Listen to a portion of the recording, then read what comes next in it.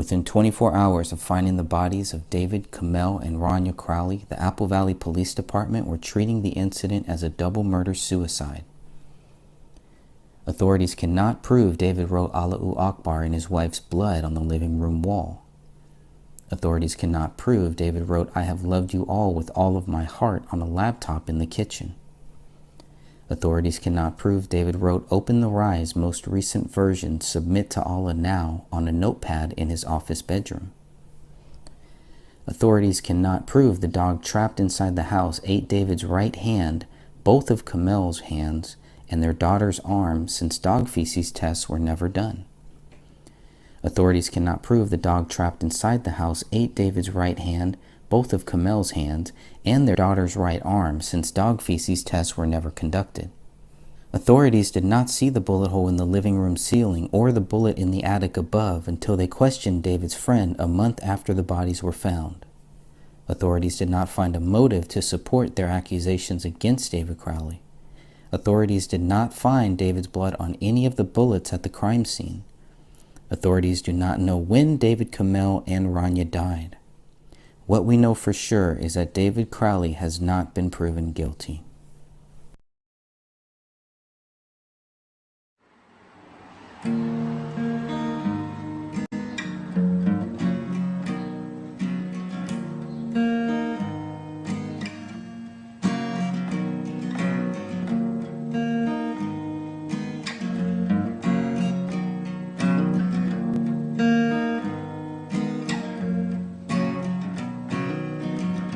Load up on guns, bring your friends, fun to lose and to pretend. She's overboard, self-assured, hello, I know, I dirty blue, hello, hello, hello, hello,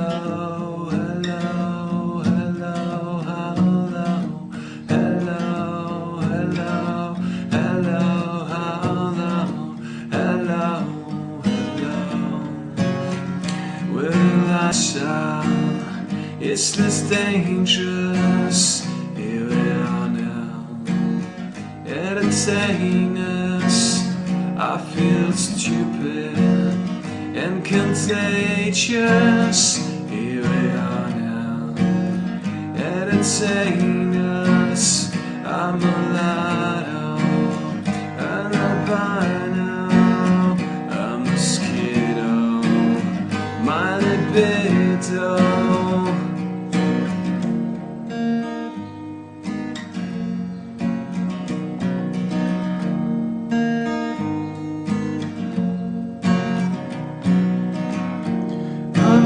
Someone I do best, and for this gift I feel best. Our little group, it always been and always will until the end. Hello, hello, hello, hello, hello,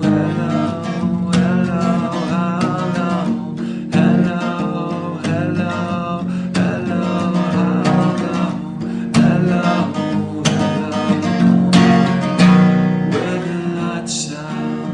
It's less dangerous. Here we are now, entertain us. I feel stupid and contagious. Here we are now, entertain us. I'm a mulatto, I'm a albino, a mosquito, my libido.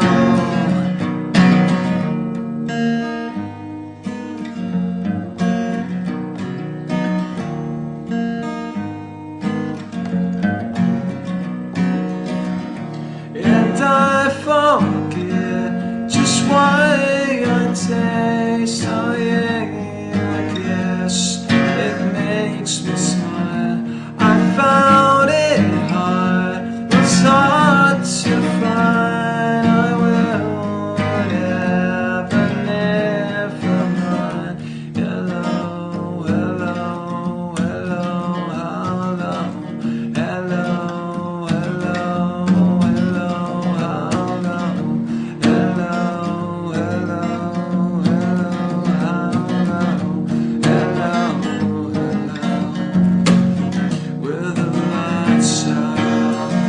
yes, that's dangerous.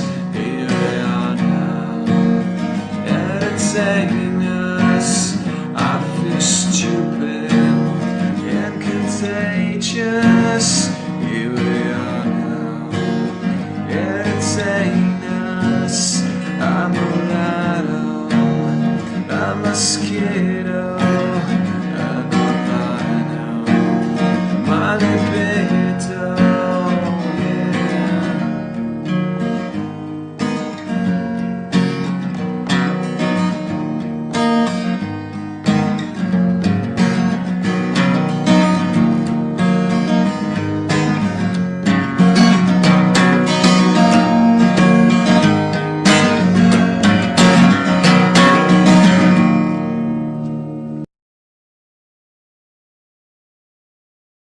The debate will be short, and then we can probably have a conversation for the rest of our time.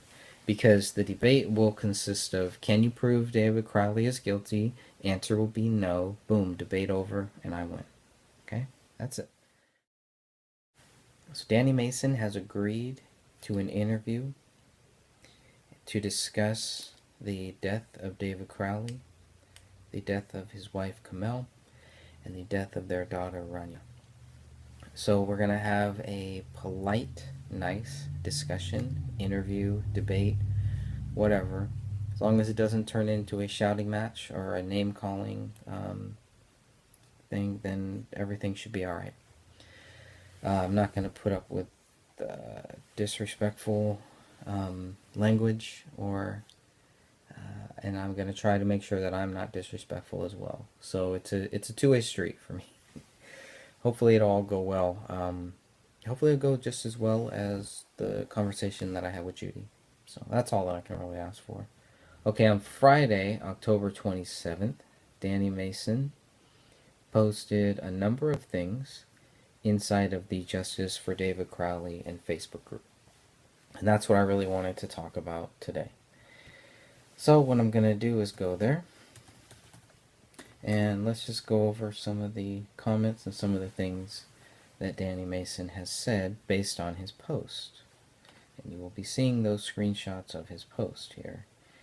It's going to be very important that we don't assume, we don't put words into Danny Mason's mouth, and at the same time, we're going to expect Danny Mason to do the exact same thing.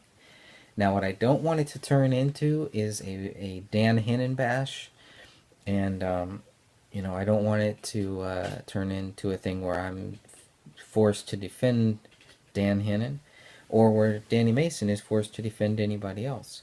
I don't think that Danny Mason can defend David Crowley, especially since he has accused him of being guilty as well, along with a number of other people, including the Apple Valley Police Department and whatever other authorities were involved in this case as well. We know that Jim Gummert of the Apple Valley Police Department, the police captain, and the police chief have all stated that they believe that David Crowley is guilty. Yet they have no motive, they have no facts to back up that theory. So it always goes back to, what is the theory based on? Why is it such a weak theory, and why did they jump to that theory so quickly? These are very simple questions.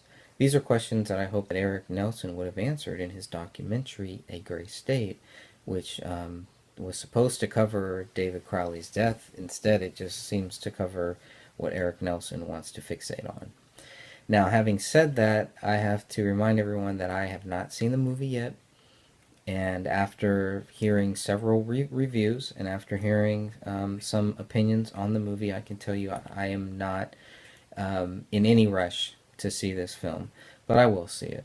And I'm sure I'll have a lot more to say after I do see it. And I can pretty much guarantee you that it's not going to be anything different than what we've already been saying, and anything different than what I've already thought.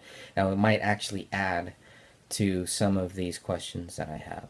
Meaning it's just going to ask more questions. It's going to make me wonder why one person is saying one thing, the other person is saying the other, and why we keep getting so many conflicting stories, catching people in lies, and why We have so many people that have their own view or whatever, have their own belief, or they know why David Crowley did this. There's no ifs, ands, or buts, like Sean Wright says. Sean Wright doesn't know that. Sean Wright can say that he thinks that David Crowley is guilty, but he can't say that David Crowley is guilty and prove it. If he could, he would have done it by now. So I don't believe that Sean Wright can. I don't believe Danny Mason can. I don't believe Mason Hendricks can. I don't believe Chris Peck can. I don't believe Chris Klein, whoever the hell he is, I don't believe he can either. I don't believe anybody can. And so that's why I've had an open challenge, and the open challenge to debate any of these people will stand. It will stand until a debate happens. Now, if a discussion happens, then great. Then great. I kind of feel like Sean Wright and I have already had that. The problem is we had it privately and not publicly, because Sean did not want to speak publicly, but he likes to contact people privately. So you also have to wonder about that. Well, if he's so sure and if he's positive about these things, then Sean Wright should have the guts to say these things publicly. Now, he has said a lot of the same things publicly that we hear over and over and over. And the one thing that I wish he would stop saying is that if David Crowley was murdered by the government, then Sean Wright was going to be the first to start a revolution. Nobody's going to follow your revolution. Nobody cares about a revolution involving Sean Wright. If a revolution involves someone who was so quick to believe that their friend was murdered without any evidence, without having any factual proof, and without the investigation being complete, that's not a revolution I want to be a part of. And I don't believe that's a revolution a lot of people would want to be a part of. Because it's not a revolution based on truth. I've never wanted a revolution, and I do not support a revolution, and I will not support a revolution. I will support a restoration of our Constitution. I will support, us doing what we can peacefully and publicly to get back to where we should be, and to make this country a more peaceful place. I think a lot of people confuse revolution with a takeover, with a coup. So it's not a revolution that I see. What I saw in the Gray State movie also was not a revolution again. It was very extreme, and I still don't like the whole story of Gray State. But that's another topic for another day, I suppose. What we're really here to talk about today is what Danny Mason said, and what he hasn't said. I don't believe he's spoken since then, actually. He posted on Friday, and I believe that's basically it. There were 26 comments on that post, and I think let's go ahead and go through a few. I think it's going to be important to go through these in case Danny Mason decides, for whatever reason, that he doesn't want to accept the invitation to this interview. So we'll see. So on October 27th at 5:48 p.m. Central Time, Danny August Mason posts in the Justice for David Crowley and Family Facebook group. It's a public group. Generally, anybody can post there. Some people who post like porn and stuff like that have gotten banned, but that's about it. Maybe one or two other people have. So he posts here calling out Greg and Dan. So after months, maybe a year, 2 years now, of me calling him out to debate me, now he's going to take the opportunity to call me out, which is great. That's awesome. And I love that he did it publicly. I do respect that. I do like the fact that he didn't try to contact me privately like Sean Wright did.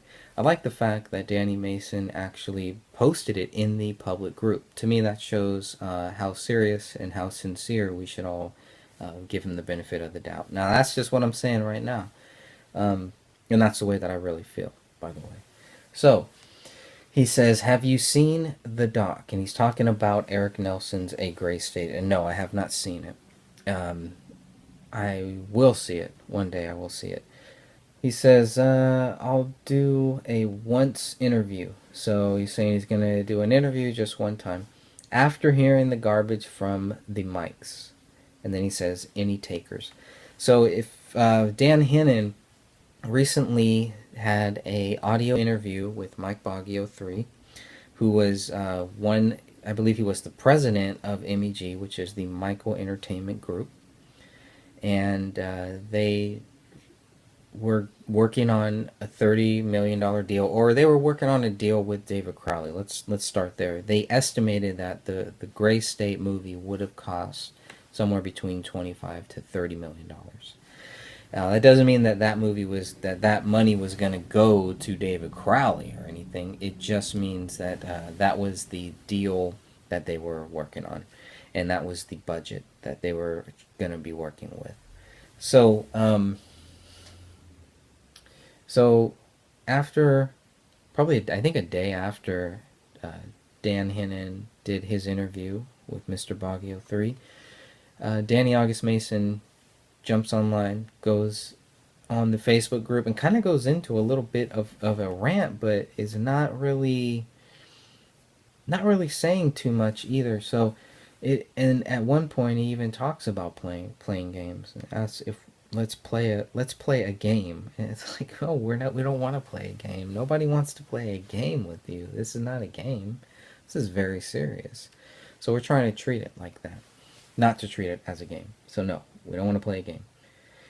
Okay, then he was gonna private message me. We would set up the whole details. We are still working on that, but I haven't heard from him since this night, so who knows. And then I asked him if he cared to answer some questions now, and he said negative. And then, of course, later on that night, he does go on to answer some questions, or at least ask if we have any questions, or what questions do we have. So at least he's trying to get a feel of what we're going to ask, what we're going to say, what questions are going to come up. And it's nothing we haven't already talked about, nothing we haven't already covered. So some people have told us after we see a Gray State that it will answer all of our questions, and that will be that. Or you'll be shocked when you see this. It'll change the way that you feel. Well, okay, we'll see. But I can almost guarantee you that's not going to happen. But of course, we're going to keep an open mind. And I hope it does happen. I'll definitely be looking for it. But if it doesn't answer the same questions that I've been asking, why would somebody even tell me that? Why would they even say that this will answer all your questions, already knowing what questions that I'm asking? So knowing that, you know, Danny Mason in the thread with Dan Hinnon brings up something about a lawyer. Consult your lawyer, because I'll be consulting mine. So then I asked Danny Mason, what are you consulting with the lawyer about? And Danny Mason said nothing. And then he goes, you? And then he says, oh, Greg. It's like, well, you just said you were consulting with a lawyer. Now you're saying you're not consulting with a lawyer? So I'm a little confused there. And I just told you were in the trailer and you still can't prove David was guilty. And he says, you can't prove that I was the main one. The main one what? That he was the main one in the trailer? I thought he was the main character, or maybe Chris Hubble was, but from my point of view, I don't know. It seemed like his character would be the main character, be the character that would save Chris Hubble's character. So, and I just asked him, you admit that you have no proof? And he asked me, do you? And of course, I admit I have no proof. I have no proof to prove David Crowley is guilty, or else I would have said it. The proof that we have to show David Crowley is not guilty is within the lack of proof to show David Crowley is. So we can't just say, well, you know what, if you think he's not guilty, then you have to prove it. Wait a minute. I thought we were all innocent until proven guilty. What happened to that? Or is that part of the revolution too? Where in the revolution we're going to get lined up in a guillotine and get our heads chopped off. That's a revolution. I don't want any part of that. And if that's what the Gray State was trying to show, it seems very satanic to me. Chopping off the heads, sacrifice, all that stuff. Putting your head onto a guillotine is very similar, I would think, to burning a baby before some false idol. So There's a lot of fear porn in that trailer, in the 5-minute trailer. There's a lot of stuff in there, the whole thing. And then they always have to relate it to Alex Jones or the alt-right. I'm gonna have to ask Danny Mason what his view on this alt-right thing. Why are they tying David with alt-right? Did David Crowley ever mention the alt-right to Danny August Mason? How about that? How about answer that question? That's a good question. I have to add that to my list. So the main one, I don't know what he's talking about, this main one, and then Lynn Anderson is also wondering what is he talking about when he says main one. You don't know that I'm the main one, so I'm assuming he's talking about the main actor. I don't know. And then another person, Christine, points out that he's just talking in riddles. That's all he's doing. He's talking in riddles. He's not really trying to have a real conversation. That's sad, because he had a great opportunity to, and failed. Another failure. Because you could have just answered some of these simple questions, and we all could have moved on. But the fact that you couldn't shows me you don't have any answers. Shows me that you can't prove David Crowley is guilty, and you won't attempt to, because then you'll be made to look foolish. It's sad. So I just tell him, you made the claim David Crowley is guilty. Where's your proof? Back it up. I have never made the claim. I'm open to the possibility that he is or that he isn't, but I'm not saying, yes, I know what happened. And anyone that says, oh, the government did it, I would ask you the same thing. Prove it. Where's your proof? Back it up. Or don't say it. It's one thing to think, or to think that you know what happened, or say, you know what, in my gut, in my heart, this is what I think happened. It's another thing to say, oh, we all know what happened. Everybody, no, we don't know. Nobody knows. Nobody knows. The Lord in heaven knows. That's good enough for me. So the interview is on. I'm not exactly sure when that's going to happen. Might happen this Sunday. I don't know. But regardless, I want it to happen. I want to give people as much time so that they can join us and listen to it live. It has to be live. It will not be edited when it's released. Danny Mason is free to do whatever he wants with it once it's filmed, once it's recorded, once the audio recording is complete. He can do whatever he wants with it. I will do whatever I want with it. And that will be that. And let's just let the people decide. Let's see if you can actually prove your theory. The debate will be short, and then we can probably have a conversation for the rest of our time. Because the debate will consist of, can you prove David Crowley is guilty? Answer will be no. Boom, debate over, and I win. Okay? That's it. The rest of it will just be an interview of us talking, or hopefully I get to ask him questions. If he wants to ask me anything, he definitely can. I'm not going to say anything that I haven't already said publicly on Facebook, or in these videos. My views are very clear. There's no riddles with me in these views. It's very simple. And I just hope that he would respect that, and I hope that he would stop playing these little games, playing these riddles, and just be a real human being. And it's very simple. Just tell the truth. Tell what you know. Whatever you know, whatever it is, just tell us. Okay? That's it. I hope the Gray State Project does not go through. I hope it doesn't go forward. I would hate to see this project go forward. I would hate to see anybody make money off of this project. They're already making money. The money is made. So. And then Danny just asks us, just don't get butthurt on my logic. And I don't think we'll get butthurt over anybody's logic. And Christine makes it clear, facts over logic. And that's a great, great point, Christine. Because it should always be facts over logic.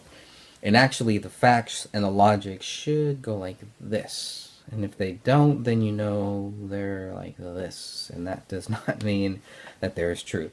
So when facts and logic meet, hopefully we get truth. Otherwise, we're just getting spinning heels, ring around the rosy, and playing games. Going around and around in circles. Which is what we don't want.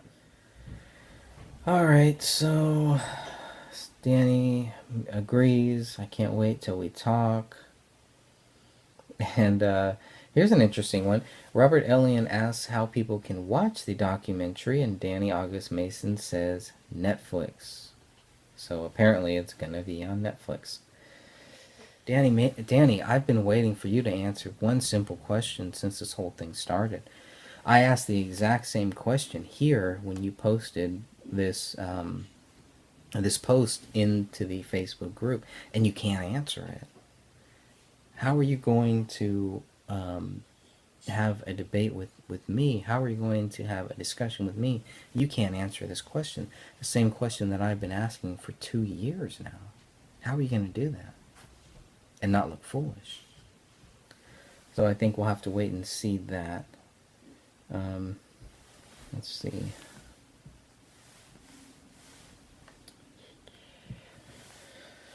Okay, we get into David's version of the gray state. And Danny's just kind of going around and around. Danny says, he tells Robert Elliott, the only thing I hold a big grudge on in most of my life is that a kid had no choice. So, he says a kid had no choice, so we need to figure out what he's talking about that. Responding to that, Robert Elliott says, I'll take a shot at what you said. You're holding a grudge against David because his daughter had no choice in this matter. Is that what you're saying? And Danny answers to Robert, holding a grudge? So you're cool with taping a 5-year-old? There's been question if Danny was trying to say tapping, as in, tapping a 5-year-old, or taping. I'm going to go with taping for now. He'll have his opportunity to clear it up. He could clear it up whenever he wants to. Maybe he does down later in these comments. So, Robert's still trying to have a real conversation with Danny Mason, and it just seems like Danny Mason is all over the place and not really answering any questions, not sticking to the discussion that we're trying to have here. I really don't know what he's doing at this point. So then Robert says, you said you're holding a grudge, not me. And I'm not sure what you're saying in regards to taping a child. I have 4 children. I've never wished that happened to David's daughter upon anyone, or upon anyone, if that's what you are asking. And then Robert also says, I'm confused, Danny. I don't know if you're using voice to text or if you're inebriated. And Danny says voice to text. Okay, he says, Robert then says, will you explain what you mean then, please? I'm not cool with any kind of harm to kids, as I have 3 of my own.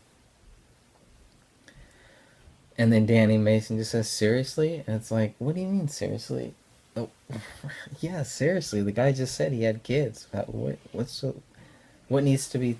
I don't know. So, with that being said, I think it's very, very clear that it's just more games. He even says, let's play a game. The game that you're playing, you will lose at because it is a game. Games are not meant to be won, they're meant to be played. So you get played because you play the games. I won't play the games. I'm not interested in playing any of these games. I'm only interested in seeing what the truth is here. If you're not interested in that, then move on. See ya. So, let's see, a few more rounds. And again, more assumption. These are what the people do when they feel backed into a corner. They assume things about other people. So now here Danny is assuming that I'm assuming. And he says, you assume to know me and motives, and yet you and Dan has never spoken to me, just based on assumptions. Also, the fact that Dan was in the dock, which he won't talk about. Well, I was in the dock too. I thought I was.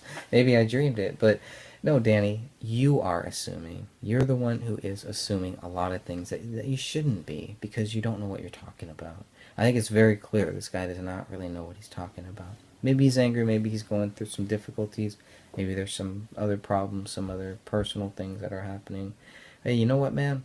We all have problems. We all got things that are going on.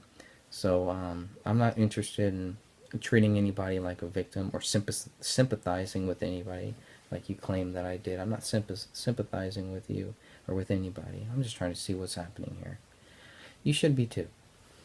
You should be very concerned about your credibility and some of the things that you're saying here. So no, I'm not assuming to know you or your motives. I hope that your motives would be about truth, and if you would answer one simple question, then you would show me that it is about truth. And I already know your answer. I know what you're going to say. No, I don't know. I don't know David Crowley is guilty. So why don't you just say it? Just come out and say that.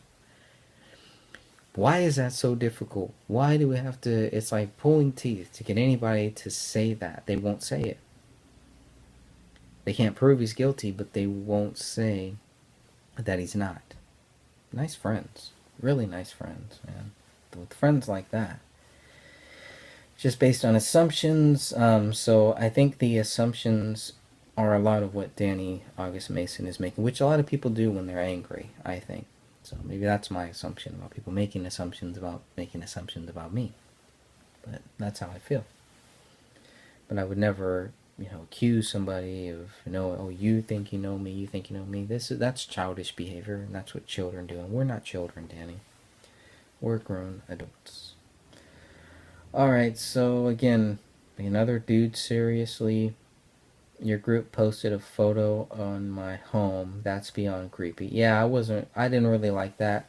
I didn't like in the police reports that people's phone numbers and things like that were posted. I didn't really think that was cool. But that was my own view. So, I called him out publicly. I knew that he would see what I posted. So, all he had to do was respond and say, I accept your challenge. I called the whole Gray State team out. Looks like Danny August Mason is going to be the first one to accept this challenge. So, again, he's lying that I attack people without giving them a place for a debate. So, we can add that to Danny Mason's lies. I'm a horrible debater. That's great. That's his opinion. I never claimed to be a great debater, but I will debate on this topic because, like I said, I win. You lose. And here's why. One question. The whole debate surfaces around. Can you prove David Crowley is guilty? Nope. Then Danny Mason, you lose the debate. Goodbye. Have I seen the doc? So then he's asking me again if I've seen the documentary. Like I've said so many times, no, I have not seen it. I don't know how many times I have to really see that. Danny then says, I don't have to prove anything. You don't have to prove anything, but if you can't prove it, then you will lose. Your debate is lost. So, might not even want to show up. You guys are the ones who have a hard-on for David. No, I don't have a hard-on for David. I think that's another one of Danny Mason's things that he says when he feels like he's backed into a corner. He has to come and lash out. Instead of lashing out, why not just be a grown person? Don't be a wimp. Talk about it. Let's figure it out. Let's see what's going on. Alright, just ask him, what do you think? Can you prove David Crowley is guilty? And he asked me, what do you think? I just said, answer the question. No more games. Answer the question. Tell me your answer, and I will tell you what I think of your answer. I'll wait. He says, cha, bro, let's wait for the podcast. You see the doc yet? Again. It's like, no, for the 5th time, I have not seen the doc yet. And you tell me if the doc proves David is guilty. Of course he can't. Then we get into this pack theory. So then Danny is claiming that David and Kamel made a pact. Kamel and David made a pact. Okay, if they made a pact, then that is not a double murder-suicide. Now we're talking about a double suicide-murder. So now you have 2 issues that you're going to lose on. Now you have 2 things, 2 debates that you will lose on. You can't prove that David Crowley is guilty. How are you going to prove that David and Kamel are guilty? You're going to lose. You're going to lose again. So, and then it goes back to the daughter. Rainey was like a daughter to me. Yeah, Sean Wright said the same thing. Everybody's like a daughter, but nobody wants to actually figure out what really happened here. If you guys really cared about this family, then you would understand where we're coming from, to the point that we're saying, okay, well, if they did this, then what is that theory based on? And that's been the whole problem. So I would have to say, that's not how you should treat your daughter. If somebody killed your daughter, you wouldn't just accept what the police said or what somebody else said. You would actually do some research. So do it. Do it with this case too. Alright, so let's see. She was 5. Danny says she was 5 and didn't have a choice. So push the bottoms. I think he means buttons. So push the buttons. But when it comes to Rainey, I'll get very heated because she didn't have a choice. Okay, and then it goes back to the whole thing where it's just like, okay, what does that have to do with this? So you're the one who is accusing David and his wife of killing their daughter.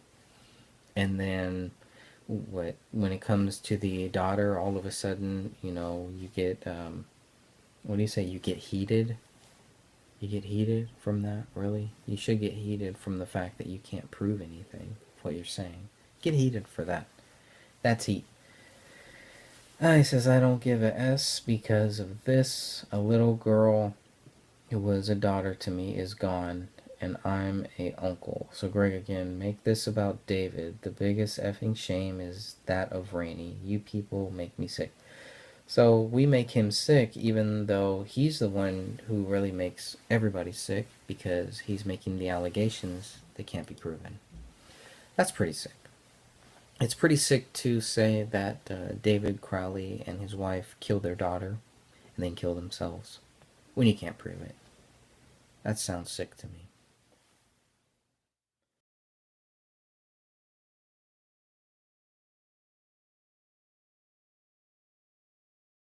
Alright, so I'm going to be taking a look back now, back to the original notes that I had where it all started.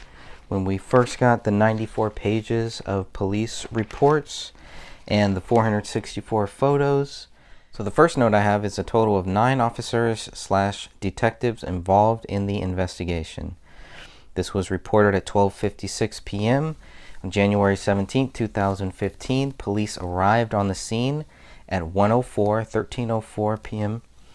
And then the scene was cleared. According to my notes here, the scene was cleared at 17:09. Okay, so I have a note here on page 3. Officer John Broughton wrote in his report that Judy Prochnow discovered the bodies after going to check on the family and packages that were left on the front doorsteps. Judy saw the bodies through the front living room window. It's page 3. Now we know that Colin Prochnow was actually the one who found these bodies, who first called in these bodies. So if you were just to read this in a certain way, you might interpret it that Judy Prochnow found the bodies first, when we know that's not true. Colin did. This is interesting. John Broughton did not see any other fresh footprints in the snow other than animal tracks. And the question was, whose animal tracks is Officer Broughton talking about on page 4? Now, what type of animals would be in that area? Over here, of course, cats, right? Cats, dogs. We have the raccoons here. We have skunks here. We have other critters here. So when they say animal tracks, that to me doesn't...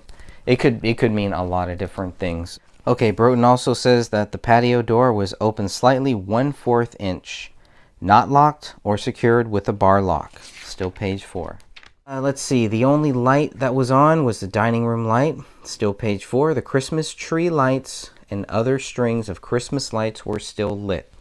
So this also was like a little head scratcher when I first read it. I was like, okay, so they're saying there's only one, the only light on in the house was the dining room light, yet the Christmas tree lights and other strings of Christmas tree lights were still lit.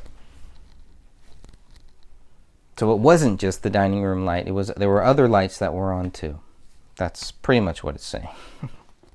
The Prochnows told the police that they had very limited contact with the Crowleys, who almost always have their drapes pulled down on their living room window. They thought it was unusual that the drapes were up recently for such an extended period of time. The Prochnows believed they last saw the Crowleys just before Christmas. Still page 4. Okay, so the neighbor across the street at 1048 Ramsdale Drive last saw the Crowley family sometime just before Christmas. That's page 4. We're going to talk about Mr. Brett or slash Brent. We'll talk about him later. All right, Officer Greg Dahlstrom noticed several obviously deceased bodies lying on the floor near the front picture window. That's page 5 now. A dog was lured outside and captured. Okay, Sergeant Greg Dahlstrom arrived at the Crowley house first, page 11, and met with some neighbors. Now, Broughton took photos of the exterior early on before any crime scene tape was put up.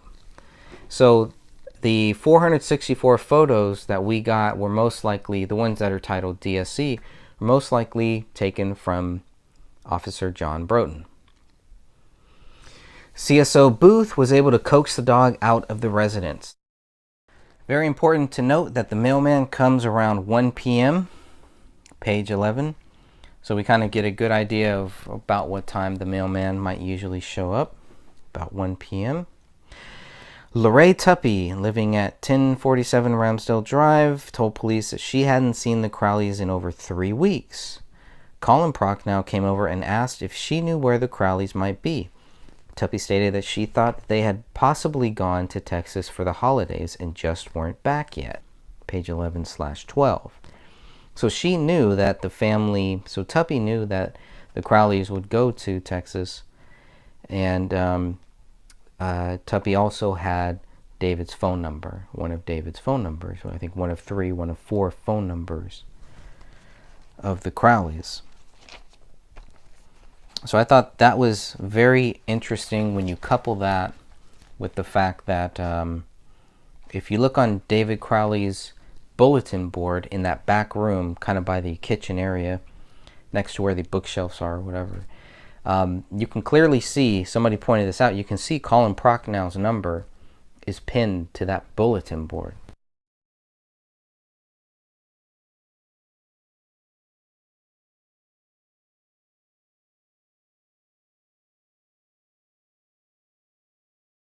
I found that very curious because when I spoke with Judy, she said, you know, she didn't really know them, didn't really talk to them, might have talked with David once, maybe twice, but maybe not the same for Colin. I mean, obviously there's some reason why David would have Colin Prochnow's phone number.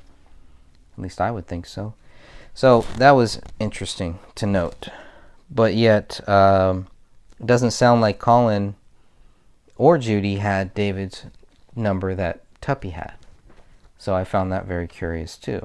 All right, then we go down to Tara Becker, and she reports that Colin Prochnow said that he heard and saw the dog inside of the Crowley residence early this morning and thought it unusual since he had not seen anyone come and go from the Crowley residence. He conferred with his wife Judy, and she made mention to him to check and see if the Christmas presents that were on the front stoop were still there. It's page 12. Colin then went outside and noted that the Christmas presents that they had observed being on the front stoop on January 10th, 2015, when they left to go to the airport, were in fact still on the front stoop today. So from January 10th, 2015, till the bodies were found 7 days later, January 17th, those presents were there. There's no indication that they noticed, that anybody noticed those presents being there before that time, before the 10th at the very least. Now, we will also note that the neighbor across the street, Brent or Brett, however you want to say it, the one who lived at 1047 Ramsdale Drive, right across the street, looked at David, saw him, from what we're going to read here. He said that he didn't notice those presents on the front stoop until January 17th. So, not very nosy neighbors, which is a very good thing. It's not a bad thing. Okay, Colin Prochnow also observed that the presents were actually scattered about, and he picked them up and stacked them back up. Colin then checked inside of the front picture window and observed what he thought to be dummies. Colin stated he now knows that they were the bodies of the deceased, but first he thought that they were dummies or some type of props that were left in the residence to appear as though they were home when they weren't. After looking inside of the residence, Colin then went back to his residence, told his wife Judy about what he had seen, and then she confirmed that they were deceased persons and immediately called 911. It's page 12. So we're back to the whole dummy thing, and that was one of the first things. I think a lot of the early conspiracies and the theories that the government killed David, or that they were in a witness protection program, or that it wasn't really them, was based on this. So you have Judy in the 911 call jumping the gun and already calling 911 and saying, I think there's a murder or a suicide here, which is kind of strange. And then here you have Colin, from what he's saying, and he's being very honest here. He did not have to say that he thought that they were dummies at first, but now he realizes that they weren't. So maybe that's because in his 911 call, that's what he said. He said he saw what looked like dummies. He's later corrected on that. But I think that was a big point, because how could these, if you look at the way that the bodies were kind of laid out, there's no way that you would look at that scene and think that these were some type of props that were left in the residence to appear as though they were home when they weren't. That was interesting. Now that could be the police putting words into Colin Prochnow's mouth, kind of just going through a summary. We need the actual statements, the actual quotes. That's what we need. All right, still on page 12 now. It was December 9th or 10th when Colin woke up between 1 a.m. and 2 a.m. to the sound of gunshots. Page 12. He checked out the back of his residence and thought it was fireworks. He thought the gunshots came from the area of the Crowley residence. Now, if you read on page 12, you'll see, well, first, Colin Prochnow says kind of maybe towards the end of December, he's asked to kind of narrow it down. He comes down with maybe the 9th or the 10th.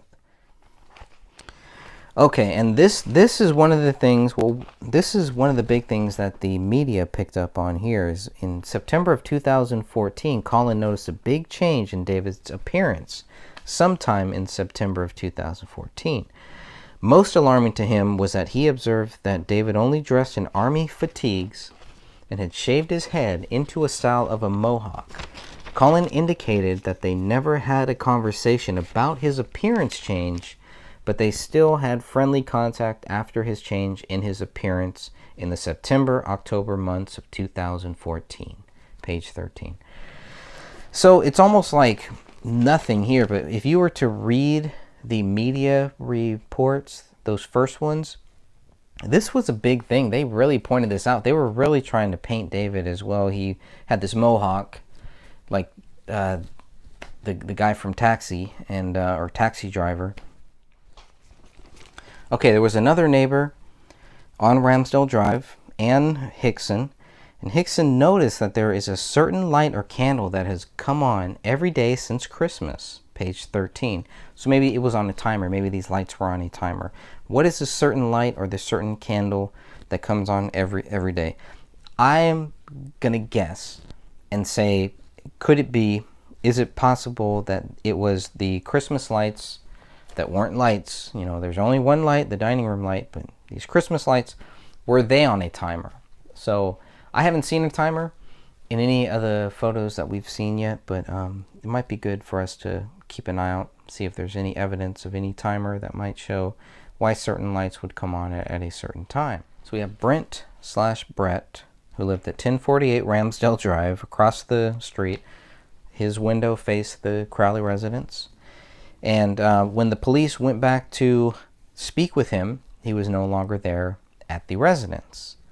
So that was another question. Okay, what did police talk with him about? Why was he no longer there? More so, why did police need to even follow up with Brent/Brett? Well, Brent/Brett is the guy who looked out the front window, looked directly into David's front window, and saw what he thought was David, according to the police reports.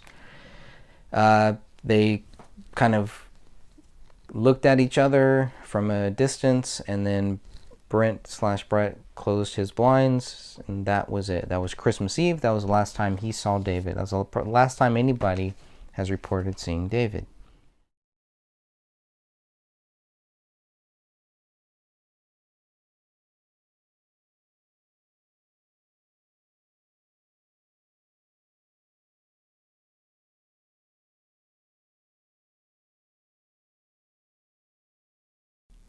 John Broden is the third officer to arrive on scene.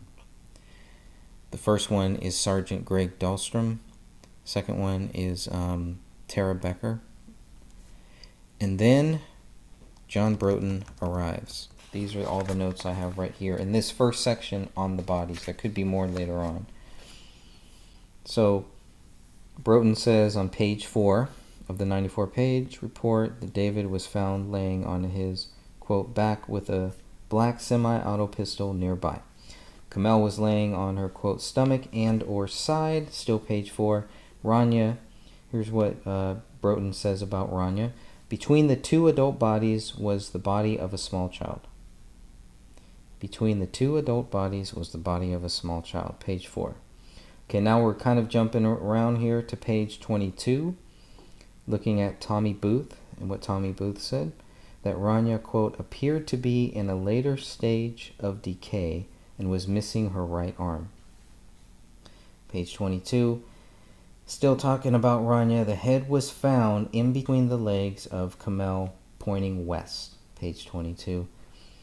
Rania's right arm was missing from the body. She was in a later state of decay. We covered that. Just reading my notes here.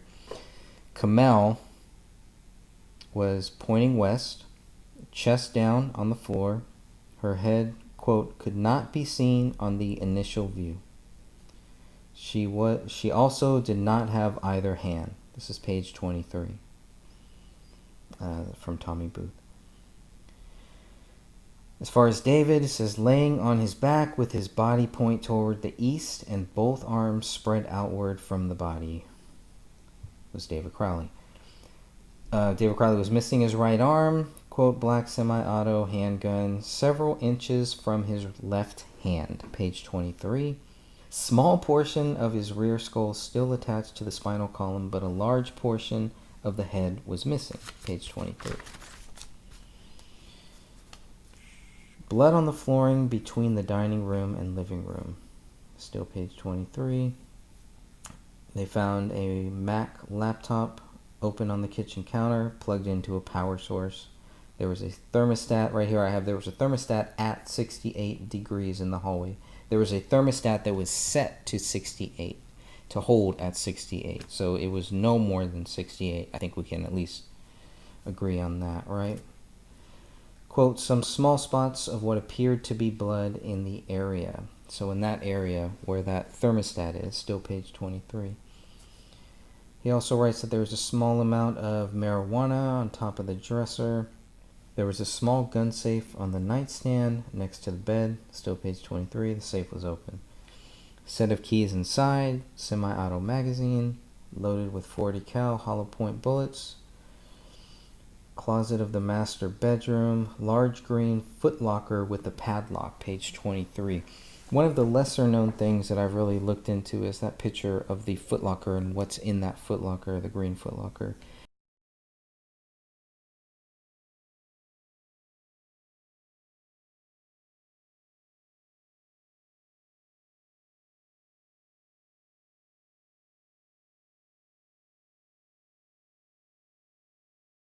Now there is a photograph of the master bedroom sink, and I did think that there was blood in there. I do believe that I'm wrong. I think a lot of other people are right that it's not blood in that master bedroom sink. I'm still curious as to what it really is.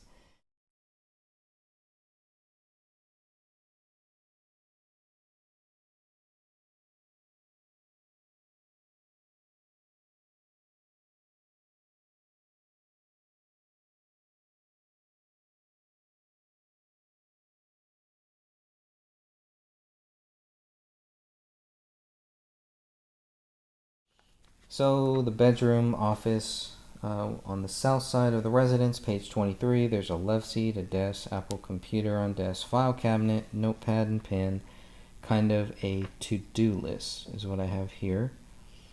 And that's based on, we're still on page 23.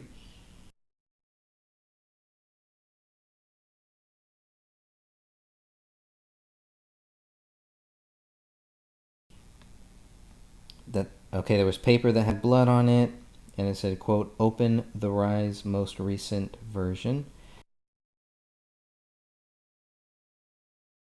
Submit to Allah now." Still on page 23. Then we're going to go to page 24, where he's talking about Rania. Entry and exit bullet holes into the skull of the child. Okay, so this was noted because he found entry and exit bullet holes into the skull of the child. And because he said holes, so I was like, oh, so she was shot twice? What's going on here? Why is he saying holes? But he could mean the entry hole is one hole, exit hole is another hole, two holes. Holes in the skull of this child. Still page 24. So I'll go with that. I do wonder where that bullet ended up. Kamel had 2 entry bullet holes into the skull of the adult female. As far as Kamel, there were 2 entry bullet holes into the skull of the adult female, still on page 24. Doesn't say anything about exit wounds here. If most of her head was missing, I'm curious to understand why they thought that, why they came to that conclusion. As far as David goes, there was 1 exit bullet hole in the skull of the male adult, page 24. Also page 24, oh, I cannot read my handwriting. Page 24, mention of the medical examiner report, which we later got. Really wanted to get that.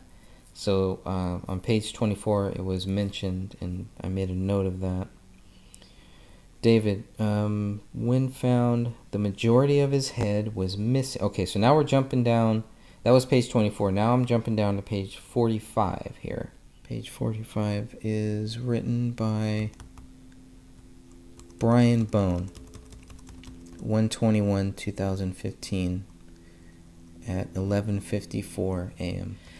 The majority of David's head was, quote, missing, and, quote, only the back part of his skull still in place. Page 45. Only the back part of his skull was still in place. The upper spine was also exposed. Ooh, gruesome. Left hand was in place.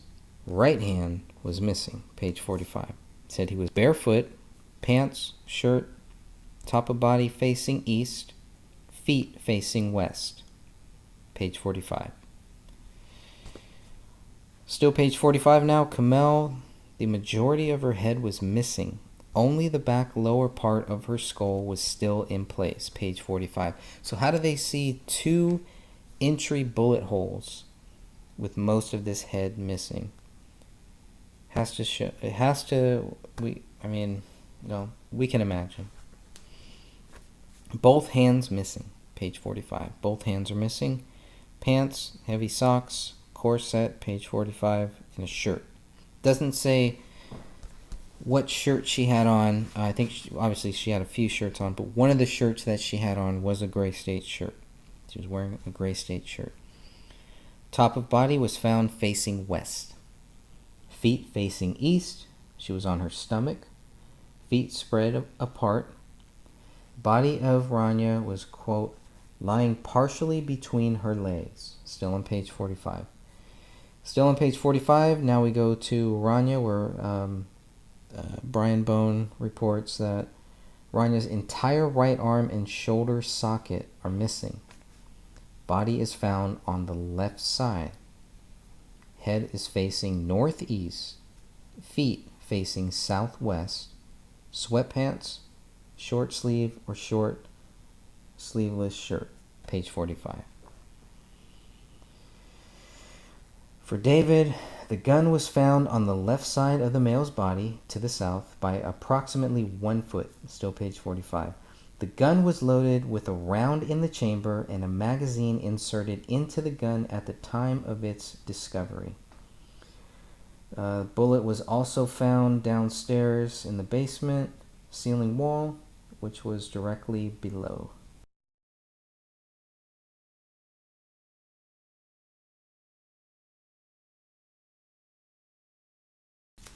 Something on page 45 is censored here. And wow. I'm going to have to look at what is censored on page 45 because we have the uncensored version in the big 485 page document, the BCA document, 485 pages. It has this same police report in there on page 45. It must be like on the 485 page document. It's got to be somewhere page 80, page 90, somewhere like that.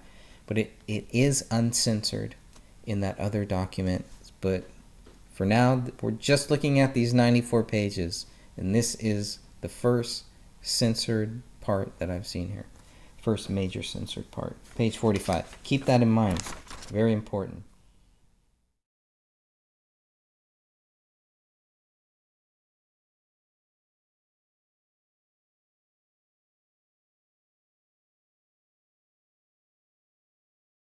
All right, we're now going back to page 14, and we're going to go back to Officer Adam Keeler, who was the fourth officer on scene. Page 14. All right, Keeler, quote, opened the sliding glass door, and the dog was given some treats inside the residence. The dog continued to bark, and it took approximately 5 minutes for it to come outside. Once it came outside, CSO Booth used his catch pole to secure the dog and put it in his truck. Still page 14. So Keller and Sergeant Dahlstrom then entered the house, and they went through the sliding back door. After announcing their presence, the two apparently cleared the whole house. Okay, Keeler, and this has also been another thing. The dead bodies were in the living room. They saw the blood writing. Keeler also reported that there were piles of dog feces all over the floor on both levels of the residence. I know this has been something that we've been kind of going back and forth on. Was there a lot of dog poop? Doesn't look like there's a lot of dog poop in the photos. There's not that much dog poop. I think in that back room, once Dan Hannon got the 662 photos that showed that little back room next to the rear slider, I think that's where a lot of the dog feces was. And I think downstairs they also had one area in the basement where there was a lot of dog feces there too. So I think it was in separate piles and separate areas. The big thing to know is, was it 3 weeks worth of dog feces in that house? You could look at the photos that we got there's still hundreds of photos that are missing. But I do think I've seen feces obviously in at least 1 or 2 parts of the basement. You see it a lot in that back room there next to the fireplace. You do see some in the living room area too. There's fresh and there's old feces, old dog feces. There's some that is very, very light tan, and then there's some that looks fresh, looks really fresh. So the question is, would that amount to a dog being in the house by itself, eating on the bodies and nothing else for 3 weeks? So if somebody would want to go through all of the different photos, collect all of the different photos that we have, because what I've been looking at is there is a lot of dog feces there. I do think there is a lot of dog feces. I don't have a dog though, so to me, it wouldn't take much for me to think that it's that much. But for the dog owners out there, if you could help us look at these photos, maybe we can compile one list, one video playlist or one photo playlist that just shows all of the photos that we have where there is dog feces there, and we can kind of go by that. Maybe that will help us understand the whole timeline, and was this dog really in there for 3 weeks? Were these people really in there for 3 weeks dead? I think it'll really help, because we've seen a picture of the dog taken soon after all of this happened, after the bodies were found on January 17th. We did see a picture of that dog, and looks pretty healthy to me. Okay, so Keeler and Dahlstrom clear the whole house. They clear the upper level, clear the garage, then clear the basement. Once the house was cleared, the officers left the residence and they secured the scene until detectives arrived. That's it. That's what they're saying. They didn't touch anything, didn't move anything. At least that's kind of what I'm getting here on page 15. So check that one out. Okay, then we're going to page 17 in my notes. Remember, these are just my notes from the 94 pages. Okay, next we're going to go to page 17, and on page 17 we're going to see Jim Gummert is informed by Dahlstrom at 2 p.m. So the bodies are found at 1, and Gummert is informed at 2, and he arrives at the police station to work with other detectives at 3 p.m. And I have here another note that the BCA arrived after Jim Gummert. Okay, Gummert, quote, assisted detectives McKnight, Tietz, and members of the Dakota County Electronic Crimes Unit.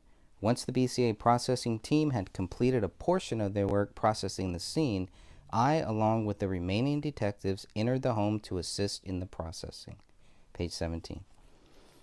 Okay, they note the little amount of marijuana on the bedroom dresser, still on page 17. Gummert found a plastic tote in the trunk of one of the cars that contained gun ammunition, medical supplies, water, and an empty handgun case. It appeared to me as if the case was going to be used for a survival kit. Okay, then on page 20, it mentions the neighbors who are living behind the Crowley residence. This male and this female, there's a male and there's a female that live behind the Crowleys. One is 5'10", 175 pounds, 45 years old, white, brown hair with blue eyes. Then there is a female, she's 5'3", 137 pounds, white, brown hair, hazel eyes. And they told two detectives, Detective Tietz and Detective McKnight, that the Crowley home, quote, had been dark since around Christmas, that they hadn't seen the occupants in a long time. The female said her room was on the back of the house and that lights on the back of the neighbor's house would shine into her room if they were on. The female also hadn't seen anyone at the house since the weekend before Christmas school break, which started 12/19. Here they put 2015, but it's 2014. And that would be page 21. They never heard the couple fight. They live right behind them, never heard them fight. They said Kamel was actually interested in having this female babysit Rania, but the female thought David didn't want her to babysit for whatever reason. Detective Bone and Tommy Booth, and that's still page 21. Now moving on to page 22, Detective Bone and Tommy Booth filed for the search warrant. That's on page 22. And they met with other detectives at the police station. Page 22 also mentions the BCA Special Agents Chris Olson, Gary Swanson, and Michael Phil. Then the BCA crime scene team, Joe Cooksley and Beth Wolf. And Detective Booth states he entered the home with Detective Bone, S.A. Olson, Special Agent Olson, BCA CS Joe Cooksley, BCA CS Beth Wolf. That's still on page 22. Cooksley led this group so the evidence wouldn't be disturbed. So he's leading this group. This is the second time. So the first time is just the police coming in to clear the whole scene, to clear the whole house. Second time is the detectives and the BCA special agents. And they're filming all of this, and they're taking photos of everything. So after their initial walkthrough, Detective Booth and Bone spoke to Brent and Caitlin Millay, who lived at 1048 Ramsdale Drive across the street from the Crowleys, page 23. Brent and Caitlin didn't socialize with the Crowleys, according to what they told ABPD, and Brent saw them last on Christmas Eve. He was going to close the blinds on the front of the residence when he looked out of the window and saw David standing in the front window of David's residence. He said they looked at each other, and then Brent closed his shade while David had turned and walked away. That's page 23. Now, the exact time of the above is not sure, but he says between 6 p.m. and 9 p.m. on Christmas Eve 2014 is the last time that Brent saw David Crowley. Sometime between then. Still page 23. It also says that he did not notice that the Christmas presents were on the front step until today, which would be 1/17/2015, still page 23. So Brent did not even see these presents, or Brett, whatever his name is. He did not even see the presents on the Crowley front residence until 1/17/2015. 2015. All right, so then on page 23, it's also mentioned that the medical examiner investigator Greg Spandau and the medical examiner Dr. Jessica Lilinski removed the bodies and collected the bodies and the body parts. Page 23 still. One other detective, Detective Klokonis, and Deputy Olson and Deputy Jacobson helped collect the evidence. That's on page 24. These other detectives, Deputy Olson and Deputy Jacobson, are not really mentioned that much at all. But it's very important to know all of the officers, how many officers were actually a part of this, and the officers that were picking up these body parts, did they look up and see a bullet hole in the ceiling in the living room? Not one of them seems to have looked up and claims to have seen that. And you might ask, why would they even look up? Why would they even? Well, you got to look everywhere. You got to look everywhere. If they look down and saw a bullet hole there through a rug, then they can look up. They looked down, saw a bullet hole through a rug, and still missed another bullet that will roll out of the carpet 3 days later on January 20th. Another bullet rolls out of the carpet. That bullet will be tied to Rania.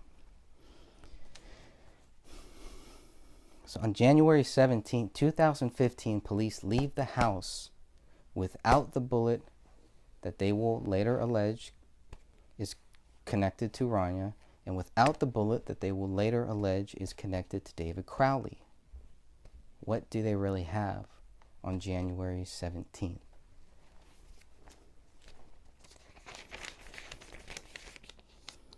Let's go to page 24 of what was found in the house. There is a Kindle Fire with love written on it. It's found in the kitchen. There is an iPhone brown plastic case with a skull patch. That's found in the kitchen. An Apple laptop black with love written on it, found in the kitchen. This Week newspaper found in the kitchen garbage. Rania's report card also found in the kitchen. And there is a document in Kamel's name also found in the kitchen. There is an iPhone with a black case that is found in the master bedroom on top of the dresser. There's a handgun magazine with .40 caliber ammunition also found in the master bedroom, and a tablet with a pink case, and the tablet with the pink case is found in the living room. There is .40 cal ammunition in the trunk of the car in the garage, also in the trunk, Springfield Armory gun case, page 24. If David needed to leave and take his gun with him, he had everything set. He had everything ready. So on 119, Detective Gummert speaks with Sidra Alam, who lives with her father in Texas. This is the younger sister of Kamel. Sidra is 22 at this time. She tells Detective Gummert that the mom was in hospice care due to cancer and was not expected to live much longer, page 25. Also on page 25, Sidra gives her detailed timeline of what happened when she went in October to try to find her sister, to try to speak with her sister. David would not let her speak with her sister. Reading these police reports would make you think that Sidra went by herself. Obviously, that's not true. She went with her then boyfriend, her now husband. Okay, now on page 28, we're going to go back to Chris Peck. We're going to go to 12/19/2014 at 1 p.m. This is the last time that Chris Peck sees David and Kamel as they purchase a small amount of marijuana. Chris Peck says that David is his mentor for filming and producing films. That's on page 28. So we know that Tommy Booth contacted Chris Peck in March of 2013. Chris Peck helps film scenes for the Gray State concept trailer. It's hard to read my own handwriting here, sorry. And Chris Peck also worked on and off with David on the project of Gray State, still on page 28. Rainey was not with them at the pickup. That's what I have here. Later on did I find out why Rainey was not there. She was not there because she was in school. She'll later be picked up at school, which might be the last time anybody ever sees David and Kamel and Rania all together. At least just based on the little data that we have of what was going on during that time. So David and Kamel go to Chris Peck's house around 1 p.m. Chris Peck was also there back in August of 2014 when Rania had the big birthday party, her 5th birthday party. And Chris Peck knows that the meeting happened on January 19, 2014, because it was just 2 days prior to him leaving for Iowa for Christmas, and the Crowleys had wished him a Merry Christmas and a safe trip. So he's on his way out. Chris Peck is on his way to Iowa on the December 21st, is what it sounds like.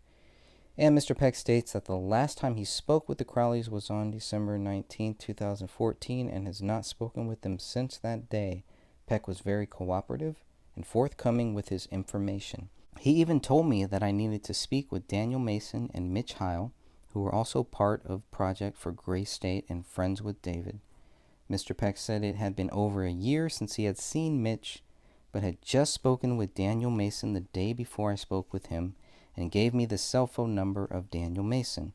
Okay, so that's why I have here that, so Chris Peck talked to Danny Mason on 1/18/2015, and on 1/19/2015 is when Detective Booth speaks with Danny Mason. All right. Let's see. Danny Mason knew, and this is going to be on page 30. So if you go to page 30, you'll see Detective Tommy Booth speaking with Danny Mason. Danny Mason knew David for 4 years, met him through the Bullet Exchange.